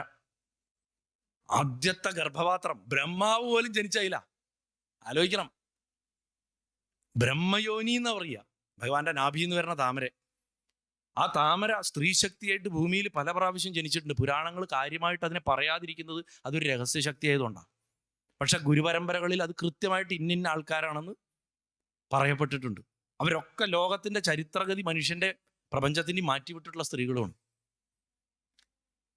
നാരായണ കവചത്തിന്റെ അവസാനത്തിൽ പറയുക, അതൊക്കെ പറഞ്ഞു, വിസ്തരിച്ച് പറഞ്ഞിട്ടുണ്ട്. ഞാൻ പറഞ്ഞല്ലോ, വിസ്താരം അറിയാൻ ഞാൻ എന്തൊക്കെ പൊട്ടത്തരങ്ങൾ പറഞ്ഞത് നിങ്ങൾക്ക് പരിശോധിക്കാൻ മുമ്പ് ഞാൻ ചെയ്തു വെച്ചിട്ടുള്ള ഒരു വീഡിയോ ഉണ്ട്, സൗകര്യമായിട്ട് കേട്ടാൽ. പക്ഷെ ഈ നാരായണ കവചത്തിന്റെ അവസാനത്തിൽ പറയുന്നുണ്ട് ഭഗവാൻ, കൃത്യമായിട്ട് പറഞ്ഞു തരുന്നു, ശ്രീഹരിയുടെ നാമം, രൂപം, ആയുധം, അദ്ദേഹത്തിൻ്റെ പാർഷദഗണങ്ങൾ, ഇതെല്ലാം ഭഗവാനും ഭഗവാന്റെ വിഭൂതികൾ മുഴുവൻ എൻ്റെ ബുദ്ധിയെ രക്ഷിക്കട്ടെ, എൻ്റെ ഇന്ദ്രിയങ്ങളെ രക്ഷിക്കട്ടെ, എൻ്റെ ഇന്ദ്രിയങ്ങളുടെ രാജാവായിട്ടുള്ള മനസ്സിനെ രക്ഷിക്കട്ടെ, സർവോപരി എൻ്റെ പ്രാണനെയും രക്ഷിക്കട്ടെ. ഈ രക്ഷിക്കട്ടെ രക്ഷിക്കട്ടെ പറയുമ്പോൾ രക്ഷ എങ്ങനെയാ സംഭവിക്കുന്നത്? ഈ പറയുന്ന ഓരോന്നും ഭഗവാനായി മാറണം. ബുദ്ധി ഭഗവാനാവണം, ഇന്ദ്രിയം ഭഗവാനാവണം, മനസ്സ് ഭഗവാനാവണം, പ്രാണൻ ഭഗവാനാവണം. പ്രാണൻ ഭഗവാനായ അത് ഗുരുവായൂരപ്പനെ. ഗുരുവായ വായുവാണ്, പ്രധാന വായുവാണ് പ്രാണൻ എന്ന് എപ്പോഴും നമ്മൾ പറയാറുണ്ട്. ശരിക്കും ആ സാക്ഷാത്കാരത്തിന്റെ യാത്ര. എന്നിട്ട് പറയാ, ഇതൊക്കെ എന്നെ സകല ആപത്തുകളിൽ നിന്ന് രക്ഷിക്കട്ടെ. ഈ ആപത്തുകളുടെ ഒക്കെ മൂലം തുടങ്ങണ അകത്തുനിന്ന. നമ്മൾ രാവിലെ തൊട്ട് എഴുന്നേരും, എൻ്റെ ജീവിതം നശിച്ചു, അബദ്ധമാവുമോ, കാര്യങ്ങൾ പ്രശ്നമാവുമോ, ഒരാൾ യാത്ര പുറപ്പെടുമ്പോൾ അപകടമൊന്നും ഇല്ലാണ്ട് അവിടെ എത്തിയാൽ മതിയായിരുന്നു, വഴിയിലൊന്നും വീഴാണ്ടിരുന്നാൽ മതിയായിരുന്നു, വല്ലതൊക്കെ കഴിക്കാൻ കിട്ടുമാവോ എന്നൊക്കെ പറഞ്ഞിട്ട്. അപ്പം എന്താ വെച്ചാൽ നമ്മുടെ ഈ ഉപബോധ മനസ്സ്, സൈക്കോളജിയിൽ ഒരു പ്രധാനപ്പെട്ട കാര്യമാണ്, നമ്മുടെ ഉപബോധ മനസ്സിന് ചിത്രങ്ങളെ മനസ്സിലാവുള്ളൂ. ഈ ഇല്ല, ഉണ്ട് തുടങ്ങിയ സാധനങ്ങൾ അതിന് മനസ്സിലാവില്ല. അതുകൊണ്ട് ഉപയോഗിക്കുന്ന വാക്ക് വളരെ ശ്രദ്ധിക്കണം. അതൊരു സമൂഹം എന്നുള്ള നിലയ്ക്ക് നമ്മൾ മലയാളികൾക്ക് വളരെ കുഴപ്പം. നമ്മുടെ നാട്ടിൽ ഇത്രയും ആത്മഹത്യ വരാനും, ഇത്ര ബുദ്ധിമാന്മാരായിട്ടുള്ള ആൾക്കാരായിട്ട് പോലും ഇത്രയും മഹത്തുക്കൾ ഈ ഭൂമിയിൽ നടന്നു പോയിട്ട്, ഇത്രയധികം ശാസ്ത്രശാഖകളിലേക്ക് സംഭാവന ചെയ്ത അതിഗംഭീരന്മാരായിട്ട് മഹാരഥന്മാരുണ്ടായിട്ട്, ഇത്രയും ആചാര്യന്മാരൊക്കെ ഇന്നും ഉണ്ടായിട്ടും നമുക്ക് മനസ്സിന് ബലമില്ലാണ്ട് വരുന്നതിൻ്റെ ഒരു കാരണം നമ്മുടെ ഭാഷയുടെ ഒരു പ്രശ്നമാണ്. ഭാഷ വികലമാണ്, പറയാതെ പറ്റില്ല. ഈ അല്ല, ഇല്ല എന്നുള്ള വാക്കില്ലാണ്ട് മലയാളത്തിൽ ഒരു സെന്റൻസ് മര്യാദയ്ക്ക് പറയാൻ പറ്റും? അല്ല പിന്നെ എന്ന് പറഞ്ഞാൽ തുടങ്ങുക. ഒരു നെഗറ്റീവ് വാക്ക് വെച്ചിട്ടാണ് നിഷേധം പറഞ്ഞിട്ടാ തുടങ്ങുക. അപ്പൊ എത്ര ശാന്തനും നല്ലവനുമാണെങ്കിലും നിഷേധം പറഞ്ഞിട്ടുള്ള ശബ്ദത്തിന് ശക്തിയുണ്ട്. മന്ത്രമാണ് ശബ്ദം. ഇത് പറഞ്ഞ് പറഞ്ഞ് പറഞ്ഞ് നെഗറ്റീവിലേക്ക് വരും. നമ്മൾ എവിടെയെങ്കിലും സമ്പത്ത് നിർമ്മാണം നടത്താൻ സർക്കാർ പദ്ധതി എന്ന് കേട്ടിട്ടുണ്ടോ? ദാരിദ്ര്യ നിർമ്മാർജ്ജനം എന്നേ പറയുള്ളൂ. തൊഴിൽ രഹിതർക്കുള്ള പദ്ധതി. ഇതേ പറയുള്ളൂ. രോഗനിവാരണ പദ്ധതി, ആരോഗ്യ പരിപാലനം, ആരോഗ്യവർദ്ധന. ഒരു പോസിറ്റീവ് വാക്ക് നമുക്ക് കാണാൻ കിട്ടില്ല. പിന്നെ എങ്ങനെ നന്നാവും? കാരണം ഈ ഉപബോധ മനസ്സ്, നമ്മൾ ഓരോരുത്തരും ഉപബോധ മനസ്സ് തന്നെയാണ് ഭഗവാൻ. അതുകൊണ്ടാണ് ഒരു ഭാര്യയും ഭർത്താവും കുറേ വർഷങ്ങൾ ഒന്നിച്ച് സമഞ്ജസമായിട്ട് ജീവിച്ചു കഴിയുമ്പോൾ ഒരാൾ മനസ്സിൽ വിചാരിക്കണം മറ്റേ അപ്പം അറിയും. ഇപ്പൊ ഒരു ചായ വേണമെന്ന് മനസ്സിൽ ഭർത്താവ് വിചാരിക്കുമ്പോഴേക്കും ഭാര്യ ചായ ഉണ്ടാക്കിയിട്ട് അവിടെ കൊണ്ടു കൊടുക്കും. പതിവ് പോലും ഉണ്ടാവില്ല. അല്ലെങ്കിൽ മക്കളുടെ കാര്യത്തിൽ ഈ അമ്മമാർക്ക് എങ്ങനെ പെട്ടെന്നുള്ളിലൊരു വേവലാതി അടിക്കുക, അല്ലെങ്കിൽ സന്തോഷം വരിക? അത് കുഞ്ഞെങ്ങനെയാണ് വാതിലിന്റെ മറവിൽ നിൽക്കണ അമ്മയെ മുട്ടുകുത്തി വരുമ്പോൾ അമ്മ അവിടെ ഉണ്ടെന്ന് അറിയണത്? ഇതൊക്കെ ഉപബോധ മനസ്സിന്റെ കണക്ഷനാ. ചൈതന്യത്തെ തിരിച്ചറിയാൻ ബുദ്ധിമുട്ടില്ല. ചൈതന്യം എന്ന് അതിന്റെ പേരാണ്. ചിത്തിന് മനസ്സിലാക്കാൻ പറ്റാത്തതാണ് ചൈതന്യം, ചിത്തിന് അന്യമായത്. അതിനെ നമുക്ക് ഡിഫൈൻ ചെയ്യാൻ പറ്റില്ല. അപ്പോ ഈ കഴിവ്, ഈ തിരിച്ചറിയാനുള്ള, നമുക്ക് അപ്പുറത്തുള്ള ആ വസ്തുവിനെ തിരിച്ചറിയാനുള്ള കഴിവ്, അത് നമുക്ക് നൈസർഗികമായിട്ട് വരുന്ന ഈ ഉപബോധ മനസ്സുകളുടെ കണക്ഷൻ കൊണ്ടാണ്. അപ്പൊ നമ്മൾ യാത്ര പോകുമ്പോൾ ഭഗവാനെ യാത്ര സുഖാക്കി തരണേ, എനിക്ക് നല്ല ഭക്ഷണം തരണം, കൈകാൽ വേദന നന്നായി നടക്കാൻ പറ്റണം, കാല് നന്നായി ഉറച്ചു നടക്കാൻ പറ്റണം, എനിക്ക് അങ്ങയെ കാണുമ്പോൾ നമസ്കരിക്കാൻ പറ്റണം. ഗുരുവായൂർ പോകുമ്പോൾ തന്നെ ഈശ്വരാ ആ ചുറ്റമ്പലം മുഴുവൻ നടക്കണ്ടേ, ക്യൂവിൽ നിൽക്കണ്ടേ, ഇങ്ങനെ ആലോചിക്കരുത്. ബലം ബലം ബലം. ഹനുമാൻ എന്ന് പറഞ്ഞാൽ ബലാണ്. ഭക്തി കൊണ്ട് നേടേണ്ടത് ബലാണ്. ഹനുമാൻ അതുകൊണ്ടാണ് ഭക്തിയുടെ പ്രതീകം ഇത്. ബലം ധേജി ധനൂഷണോ ബലമിന്ദ്ര എന്നുള്ള ഉത്സര ബലം തോകായ തനയായ ജീവസേ തൊംഹി ബലദാസി. ഭഗവാന്റെ ഉപചാര മന്ത്രം അത്. നേരത്തെ ഞാൻ നാരായണന്റെ പറഞ്ഞ പോലെയാണ്. ബലമാണ് ഹനുമാൻ. എന്തു ബലം? മനോബലം. അതുകൊണ്ടാണ് മനോജപം. മനസ്സിനെക്കാട്ടിലും വേഗത സഞ്ചരിക്കുക മാത്രമല്ല, അവിടെ ഒരു ജവശബ്ദത്തിന് അതിൽ നിന്ന് ജനിച്ചതെന്നും കൂടെ അർത്ഥമുണ്ട്. ശിവപുത്രനാണെന്ന് പറയാൻ കാരണം ആത്മാവ് ഉണ്ടാവുന്നത് മനസ്സാ. അത് പ്രാണൻ ഓടുന്ന ശരീരത്തിൽ ആ ശരീരത്തോട് ചേർന്ന് പ്രകടമാവും. അപ്പൊ ശരീരം അഞ്ജനിയും വായു അതിലോടുന്ന പ്രാണനും അതിൽ നിന്നുണ്ടാവുന്ന മനസ്സ് എന്ന് ഹനുമാനെ പറയും. അപ്പൊ ഇവിടെ ആ ബലം നേടുന്നതാണ് നമുക്ക് ഈ ആപത്തുകൾ എന്നുള്ള രക്ഷ. കാരണം എന്താ? നമ്മൾ നെഗറ്റീവായിട്ട് ചിന്തിച്ചില്ലെങ്കിൽ നെഗറ്റീവ് നമ്മളെ തേടി വരില്ല, ഒരിക്കലും തേടി വരില്ല. ഭഗവാനെ എൻ്റെ മക്കൾ വഴിതെറ്റിപ്പോവല്ലേ, അങ്ങനെ പറയരുത്. എൻ്റെ മക്കള് സന്മാർഗത്തിൽ പോകണം, അങ്ങയുടെ തൃപ്പാദഭക്തി ഉള്ളവരായിരിക്കണം. ഇങ്ങനെ പറയുമ്പോൾ മനസ്സത് കറക്റ്റായി കേൾക്കും. പക്ഷേ ഉപബോധ മനസ്സിൽ വഴിയിൽ അപകടമില്ലാണ്ട് പോണേ പറയുമ്പോൾ അപകടത്തിന്റെ രംഗമാണത് കാണുന്നത്. വഴിയിൽ നല്ല ഇനി ഹോട്ടലൊക്കെ ഉണ്ടാവുകയാവോ എന്ന് പറയും. എന്നിട്ട് കാണുന്നത് ഇങ്ങനെ കാറ് പോകുമ്പോൾ നോക്കി നോക്കി ഡ്രൈവർ നോക്കി നോക്കി പോണു. നമ്മൾ അടുത്ത ഹോട്ടൽ, അപ്പോഴേക്കും ആ ഹോട്ടലിൽ കടന്നു. അപ്പം ഡ്രൈവറോട് ശരി പോട്ടെ, കടന്നില്ലേ, ഇനി അടുത്തവിടെ നിർത്താം. ഇങ്ങനെ ഈ അവസ്ഥയായിരിക്കും. തമാശയല്ല, നിങ്ങൾ പരീക്ഷിച്ചു നോക്കിക്കോളൂ. എന്തുകൊണ്ടാണ് മറ്റു മതങ്ങളിൽ പ്രാർത്ഥനയ്ക്ക് ഇത്ര ശക്തി വന്നറിയോ?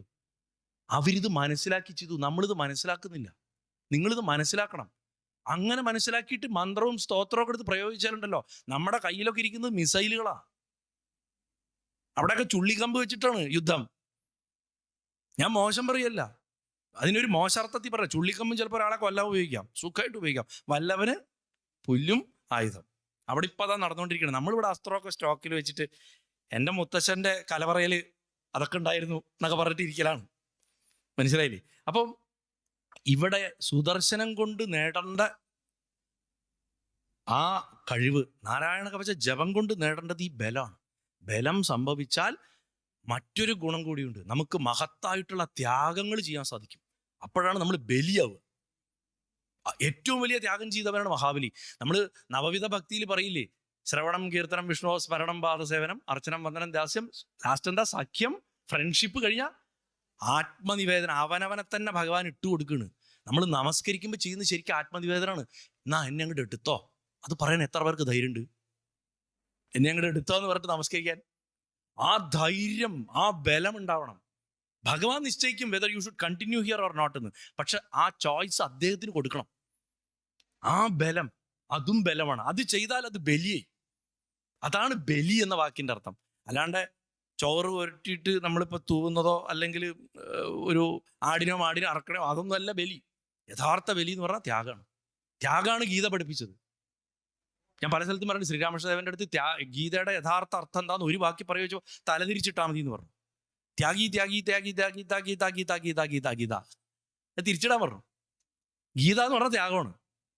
എൻ്റെ അല്ല, എൻ്റെ അല്ല. വേദവും പറഞ്ഞാണ് ഇതം നമമ, എൻ്റെ അല്ല. അഗ്നയേ ഇതം നമ, ഇത് നിൻ്റെയാണ്, നിൻ്റെയാണ്. നാരായണ ഇതം നമമ, മഹാദേവ ഇതം നമ, ഇത് നിൻ്റെയാണ്, എൻ്റെ അല്ല, എൻ്റെ അല്ല, ഒന്നും എൻ്റെ അല്ല. ഇങ്ങനെ സ്മരിച്ച് രാവിലെ എണീച്ച് രാത്രി ഉറങ്ങി രാവിലെ എണീക്കണവരെ ഞാൻ എപ്പോഴും പറയും ഭഗവാന് കൊടുത്തുകൊണ്ടേയിരിക്കുക. നല്ലതും ചീത്തയും ഗുണദോഷ വിചാരം ചെയ്യാണ്ട് കൊടുത്തുകൊണ്ടിരുന്നാൽ അത് നിരന്തര സ്മരണ സമർപ്പണമായി. ഇതാണ് നാരായണ കവചം നമ്മളെ പഠിപ്പിക്കുന്നത്. മറ്റൊരു ശ്ലോകം പോലും നമുക്ക് ഓർക്കാൻ പറ്റിയില്ലെങ്കിലും നാരായണ കവചത്തിൽ ഒരു ശ്ലോകം ഉണ്ട്, അത് കാണാപ്പാഠം പഠിക്കുക. സമയമില്ല, രാവിലെ പെട്ടെന്ന് പോകണം, കാറിലിരുന്നൊന്നും ജപിക്കരുത്. പലരും ഇപ്പൊ വിദേശത്തൊക്കെ ഉള്ളവർ എന്തായാലും ഇപ്പൊ റെക്കോർഡിംഗ് ഒക്കെ കേൾക്കും, ഇപ്പൊ ലൈവ് കാണുന്നുണ്ടാവും. ഇപ്പൊ യൂട്യൂബ് വന്നതിന് ശേഷം എല്ലാവരും യൂട്യൂബിൽ രാവിലെ കൃഷ്ണേട്ടൻ്റെ സഹസ്രനാമം വയ്ക്കും. ഞാൻ കൃഷ്ണേട്ടനോട് ഇപ്പൊ ഇന്നലെ വിദ്യാസാഗർ ഗുരുമൂർത്തി അവിടെ മള്ളിയൂര് കണ്ടപ്പോൾ പറയും ഇപ്പൊ എല്ലാവരും പറയും കൃഷ്ണേട്ടൻ്റെ സഹസ്രനാമം എന്നാണ്, വിഷ്ണു സഹസ്രനാമം എന്ന് ആരും പറയാറില്ല. വെൺമണി കൃഷ്ണേട്ടൻ്റെ അത്രയും പ്രസിദ്ധമായി അത് ഈ മനോരമ മ്യൂസിക്കിൽ വന്നതിന് ശേഷം. നാരായണ കവചം അദ്ദേഹത്തിൻ്റെ ഉണ്ട്. കേട്ട് പഠിക്കാൻ നമുക്ക് ഏത് ആചാര്യം ചെല്ലുന്നതും അതാത് സമ്പ്രദായത്തിൽ അതാത് രീതി. ഇപ്പൊ നോർത്ത് ഇന്ത്യയിലുള്ള ആൾ കേരളത്തിന്റെ രീതി ചെല്ലണമെന്ന് നമുക്ക് ചടിക്കാൻ പറ്റില്ല. തമിഴ് സമ്പ്രദായത്തിലോ അല്ലെങ്കിൽ ആന്ധ്ര സമ്പ്രദായത്തിലോ ചെല്ലാൻ പറയണമെന്ന് നമുക്ക് പറയാൻ പറ്റില്ല. ഇപ്പൊ വനമാലി ഗതി ശാർങ്കി എന്നുള്ളത് കേരള സമ്പ്രദായത്തിൽ ഒറിജിനലി ഇല്ല. ദീപാരാധന പോലും കേരള സമ്പ്രദായത്തിൽ ഇല്ലാണ്ടിരുന്നിട്ട് പരദേശത്ത് വന്നാണെന്ന് പറയും. നമ്മുടെ വൈകുന്നേരത്തെ സന്ധ്യാദീപാരാധന അല്ലെങ്കിൽ പള്ളിവേട്ട കേരള സമ്പ്രദായത്തിൽ ഒറിജിനലി പഴയ ഗ്രന്ഥങ്ങൾ തന്ത്രസമുച്ചയത്തിന് മുന്നുള്ള ഒരു കാലഘട്ടത്തിൽ പല ഗ്രന്ഥങ്ങളിലും കാണില്ല. അതുവരെ അപ്പൊ നമ്മൾ പലതും സ്വീകരിച്ചിട്ടുണ്ട്. അതേപോലെ സമ്പ്രദായങ്ങളെ പറ്റി തമ്മിൽ തല്ലിയിട്ട് കാര്യമില്ല. നമ്മളൊരു സിസ്റ്റം എടുക്കുക, ആ സിസ്റ്റം പഠിക്കുക, നമുക്ക് പറഞ്ഞു തരാൻ ഇപ്പം ആചാര്യന്മാരൊക്കെ ഉണ്ട്. ഇപ്പം മുതിർന്ന ആചാര്യന്മാരൊക്കെ ഉണ്ട്, അവരോട് ചോദിച്ചൊന്നുമില്ല മനസ്സിലാക്കുക. ഇനി അതിനൊന്നും പറ്റില്ല, നമ്മൾ വിദേശത്തോ മറ്റു ജോലി സ്ഥലത്തൊക്കെ ആണെങ്കിൽ നമുക്ക് യൂട്യൂബൊക്കെ കേട്ട് ഒപ്പം ചെല്ലാൻ പഠിക്കണം. അതിന് 2 കാരണമുണ്ട്.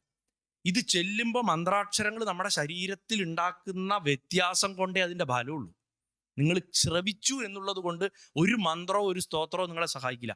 അല്ലെങ്കിൽ പിന്നെ നിങ്ങൾ അത്രയും അതിനെ മനനം ചെയ്യണം. അത് കേൾക്കുമ്പോൾ അതിൻ്റെ അർത്ഥത്തെ, ആ സ്തോത്രത്തിൻ്റെ അർത്ഥത്തെ നിങ്ങൾ മനനം ചെയ്യണം. മനനം ചെയ്തു കഴിഞ്ഞാൽ അതിൻ്റെ ഫലം നിങ്ങൾക്ക് പൂർണ്ണമായിട്ട് കിട്ടും. അപ്പൊ ഈ മന്ത്രങ്ങൾ നമ്മൾ കേട്ടുകൊണ്ടിരിക്കുക എന്നുള്ളതിൽ മാറി അതിൻ്റെ ഒപ്പം ചെല്ലാൻ പഠിക്കേണ്ടത് ഒരാവശ്യമാണ്. അത് നിശ്ചയമായിട്ടും ചെയ്യേണ്ടത് ഏറ്റവും ആവശ്യമായിട്ടുള്ളൊരു കാര്യമാണ്. അങ്ങനെ വരുമ്പോൾ ഒരു വലിയ ഗുണം എന്താണെന്ന് വെച്ചാൽ നിങ്ങൾക്ക് ശ്രദ്ധ ഉറയ്ക്കും, താല്പര്യം ഉണ്ടാവും. താല്പര്യമില്ലാത്ത കുറെ കഴിയുമ്പോൾ നമുക്ക് വോളണ്ടറി ആയി പോകും. കുറച്ച് നേരം വിഷ്ണു സഹസ്രനാമം ഇത്ര എത്തിയോ എന്നൊക്കെ വിചാരിക്കും. എപ്പോഴേക്കും കഴിഞ്ഞല്ലോ, സർവപ്രഹരണം ആയതാന്ന് എത്തിയിട്ടുണ്ടാവും, ഇപ്പോഴല്ലേ വിശ്വം എന്ന് കേട്ടത്. അപ്പൊ ഇടയിൽ നമ്മുടെ മൈൻഡ് എവിടെ പോയി, ഒന്നും പിടിച്ചില്ല. നേരെ മറിച്ച് ചെല്ലുമ്പോഴും ആ പ്രശ്നമുണ്ട്. അതുകൊണ്ട് നമ്മൾ ചെല്ലുക, ഇരുന്ന് ചെല്ലുക. ആദ്യകാലങ്ങളിൽ ഉറക്കെ തന്നെ ചെല്ലണം, സ്തോത്രം ഉറക്കെ ചെല്ലണം. ഉറക്കെ ചെല്ലി ആ ശബ്ദാക്ഷരങ്ങളെ ആ നമ്മുടെ ശരീരത്തിൽ അതിൻ്റെ കമ്പനങ്ങളെ എത്തിക്കുക തന്നെ വേണം. 2ാമത്തെ കാരണം എന്തുകൊണ്ടാണെന്ന് വെച്ചാൽ ആ ഭഗവാന്റെ ഒരു ചൈതന്യം അവിടെ ഉണ്ടാവുന്നുണ്ട് ആ സമയത്ത്. അത് ടേപ്പിലാണെങ്കിൽ പോലും അതവിടെ വരും. അത് അനുഗ്രഹിക്കാൻ നോക്കുമ്പോൾ ഒരു ആത്മാവിനെ കാണില്ല, ഒരു ശരീരത്തിനെ അവിടെ കാണില്ല, അത് തിരിച്ചു പോകും. ഇതിന് പലൊരു ദോഷം വേറില്ല. പ്രത്യേകിച്ച് രുദ്രം, ശ്രീരുദ്രം ഈ കാസറ്റ് വെച്ച് കേട്ടോണ്ടിരിക്കുക. അന്തരീക്ഷ ശുദ്ധിക്ക് നല്ലതാണ്, അതൊക്കെ ശരിയാണ്. പക്ഷെ രുദ്രം നടക്കുന്നുണ്ടെങ്കിൽ അവിടെ ജപം ഉണ്ടാവണം, ജലം വീണുകൊണ്ടും ഇരിക്കണം. ഭഗവാൻ കുറഞ്ഞത് ജപമാണ്. കാരണം അത് നമ്മുടെ ആത്മാവിനെ തന്നെയാണ് നമ്മൾ തണുപ്പിക്കുന്നത്. നമ്മുടെ അകത്തുള്ള ഏറ്റവും വലിയ ദുർഗുണം കോപ. ആ കോപത്തിനെയാണ് സ്തുതിക്കുന്നത് ശരിക്കും രുദ്രം, അല്ലേ? നമസ്തേ രുദ്രം അന്യവേ എന്ന് പറഞ്ഞിട്ടല്ലേ തുടങ്ങണേ. അപ്പോൾ എന്തിനും ഒരു എസെൻസ് ഉണ്ട്. ആ എസെൻസ് മനസ്സിലാക്കും. അപ്പോൾ നാരായണ കവചത്തിൻ്റെ അപ്രോച്ച് ചെയ്യേണ്ടത് നമ്മൾ നോക്കി. പക്ഷെ അതിൽ ഒരു ശ്ലോകം നമുക്ക് ഏറ്റവും നന്നായിട്ട് എങ്ങനെ പഠിക്കാം, എങ്ങനെ പറയാം എന്നുള്ളത് നമ്മൾ നോക്കാം. ആ ഒരു ശ്ലോകം കറക്റ്റ് പഠിക്കാം. ഏതാ വെച്ചാൽ അത് യഥാഹി ഭഗവാനേവ വസ്തുതഃ സദസച്ചയത് സത്യേനാനേന സർവേ യാന്തു നാശമുപദ്രവാ. ഈ ഒറ്റ ശ്ലോകം. ഏതൊരു സ്ഥൂല വസ്തുവും, കാണാവുന്ന വസ്തു അത് സത്ത്, കാണാത്ത സൂക്ഷ്മമായിട്ടുള്ള വസ്തു അസത്ത്. പ്രപഞ്ചം ഇത് രണ്ടും കൊണ്ടുണ്ടായിട്ടുള്ളതാണ്. ഇത് രണ്ടാണെങ്കിലും സത്താവട്ടെ അസത്താവട്ടെ, നമ്മൾ മലയാളത്തിൽ പറഞ്ഞ അസത്തല്ല കേട്ടോ, സത്താവട്ടെ അസത്താവട്ടെ, അത് ഭഗവാനാണെന്ന് ഉറപ്പിക്കുക മനസ്സിൽ. ഈ ഒരൊറ്റ സത്യം മനസ്സിലായാൽ അതിൻ്റെ പ്രഭാവം കൊണ്ട് എൻ്റെ സകല വിഘ്നങ്ങളും നീങ്ങുമാറാകട്ടെ എന്നാണ് പ്രാർത്ഥിക്കുന്നത്. ഭാഗവത് എന്ത് പറയാൻ തുടങ്ങിയത്? സത്യം വരം ധീമഹി. ഈ ഒറ്റ ശ്ലോകത്തിൽ ഇതിൻ്റെ പ്രാക്ടിക്കൽ മാനുവൽ വന്നു. എങ്ങനെ ഭാഗവതത്തിനെ ജീവിതത്തിൽ കൊണ്ടുവരണം എന്നുള്ളതിൻ്റെ പ്രാക്ടിക്കൽ മാനുവൽ കൃത്യമായിട്ട് വന്നു.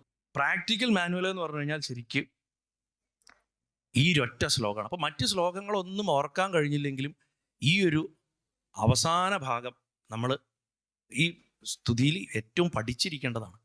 ഇങ്ങനെ വിഗ്രഹങ്ങളൊന്നും ഇല്ല എന്ന് പറയുന്നതാണ് യഥാർത്ഥത്തിൽ ഏറ്റവും ഉത്തമമായിട്ടുള്ള ലക്ഷണം. ഞാൻ പറയാമെന്ന വാക്ക് ഇതാണ് യഥാർത്ഥ സത്യഗ്രഹം എന്നാണ്. സത്യത്തെ ഗ്രഹിക്കുക എന്ന് പറഞ്ഞു കഴിഞ്ഞാൽ നമ്മൾ പറഞ്ഞ സത്യാഗ്രഹമല്ല. ആ സത്യാഗ്രഹം പട്ടിണി കിടന്നിട്ട് ഏതിൻ്റെയും മുന്നിൽ പോയിട്ട് കുത്തിയിരിക്കൽ സമരങ്ങളാണ്. പക്ഷെ ഇതല്ല. യഥാർത്ഥ സത്യാഗ്രഹം പറയുമ്പോഴാണ് ആചാര്യൻ വരുന്നത്. ഇതാണ് സത്യാഗ്രഹം. അത് സത്യമാണ്, അത് ഭഗവാന്റെ വാക്കാണത്. ഈ സത്യഗ്രഹം എന്ന് പറഞ്ഞു കഴിഞ്ഞാൽ നമ്മൾ സർവത്ര എല്ലായിടത്തും ഏകാത്മഭാവനയോട് കൂടിയിട്ട് എല്ലായിടത്തും ഭഗവാനെ കാണുക. എല്ലായിടത്തും ഏകാത്മഭാവനയോട് കൂടിയിട്ട് ഭഗവാനെ കാണുക എന്ന് പറയുന്ന ആ ഒരു ഭാവം ഉണ്ടല്ലോ, ആ ഒരു ഭാവമാണ് സത്യാഗ്രഹം. അപ്പോൾ നാരായണ കവചത്തിൻ്റെ ആത്യന്തികമായിട്ടുള്ള ലക്ഷ്യം, അതിൻ്റെ പ്രയോഗം എന്ന് പറയുന്നത് ഈ സത്യത്തെ മനസ്സിലാക്കലാണ് എന്ന് നമുക്കതിൻ്റെ വേദാർത്ഥം എടുക്കുമ്പോൾ നമുക്ക് മനസ്സിലാവും. അപ്പം അതിൻ്റെ പ്രയോഗാദികളൊക്കെ നമുക്ക് അപ്പുറത്ത് വേറെയുണ്ട്, അത് താല്പര്യമുള്ളവർക്ക് പഠിക്കാം. പക്ഷേ ഭാഗവതത്തിൻ്റെ മൊത്തം ഒരു സത്ത നമുക്ക് ശരിക്കും നാരായണ കവചത്തിൻ്റെ അകത്ത് അതിൻ്റെ ഒരു പ്രയോഗ സത്ത നമുക്ക് കാണാൻ സാധിക്കുന്നു മാത്രം പറഞ്ഞുകൊണ്ട് എല്ലാവരെയും ഗുരുവായൂരപ്പൻ്റെ രൂപത്തിൽ കണ്ട് മനസ്സുകൊണ്ട് സാഷ്ടാംഗം നമസ്കരിക്കുന്നു. നാരായണാഖില ഗുരോ ഭഗവൻ നമസ്തേ.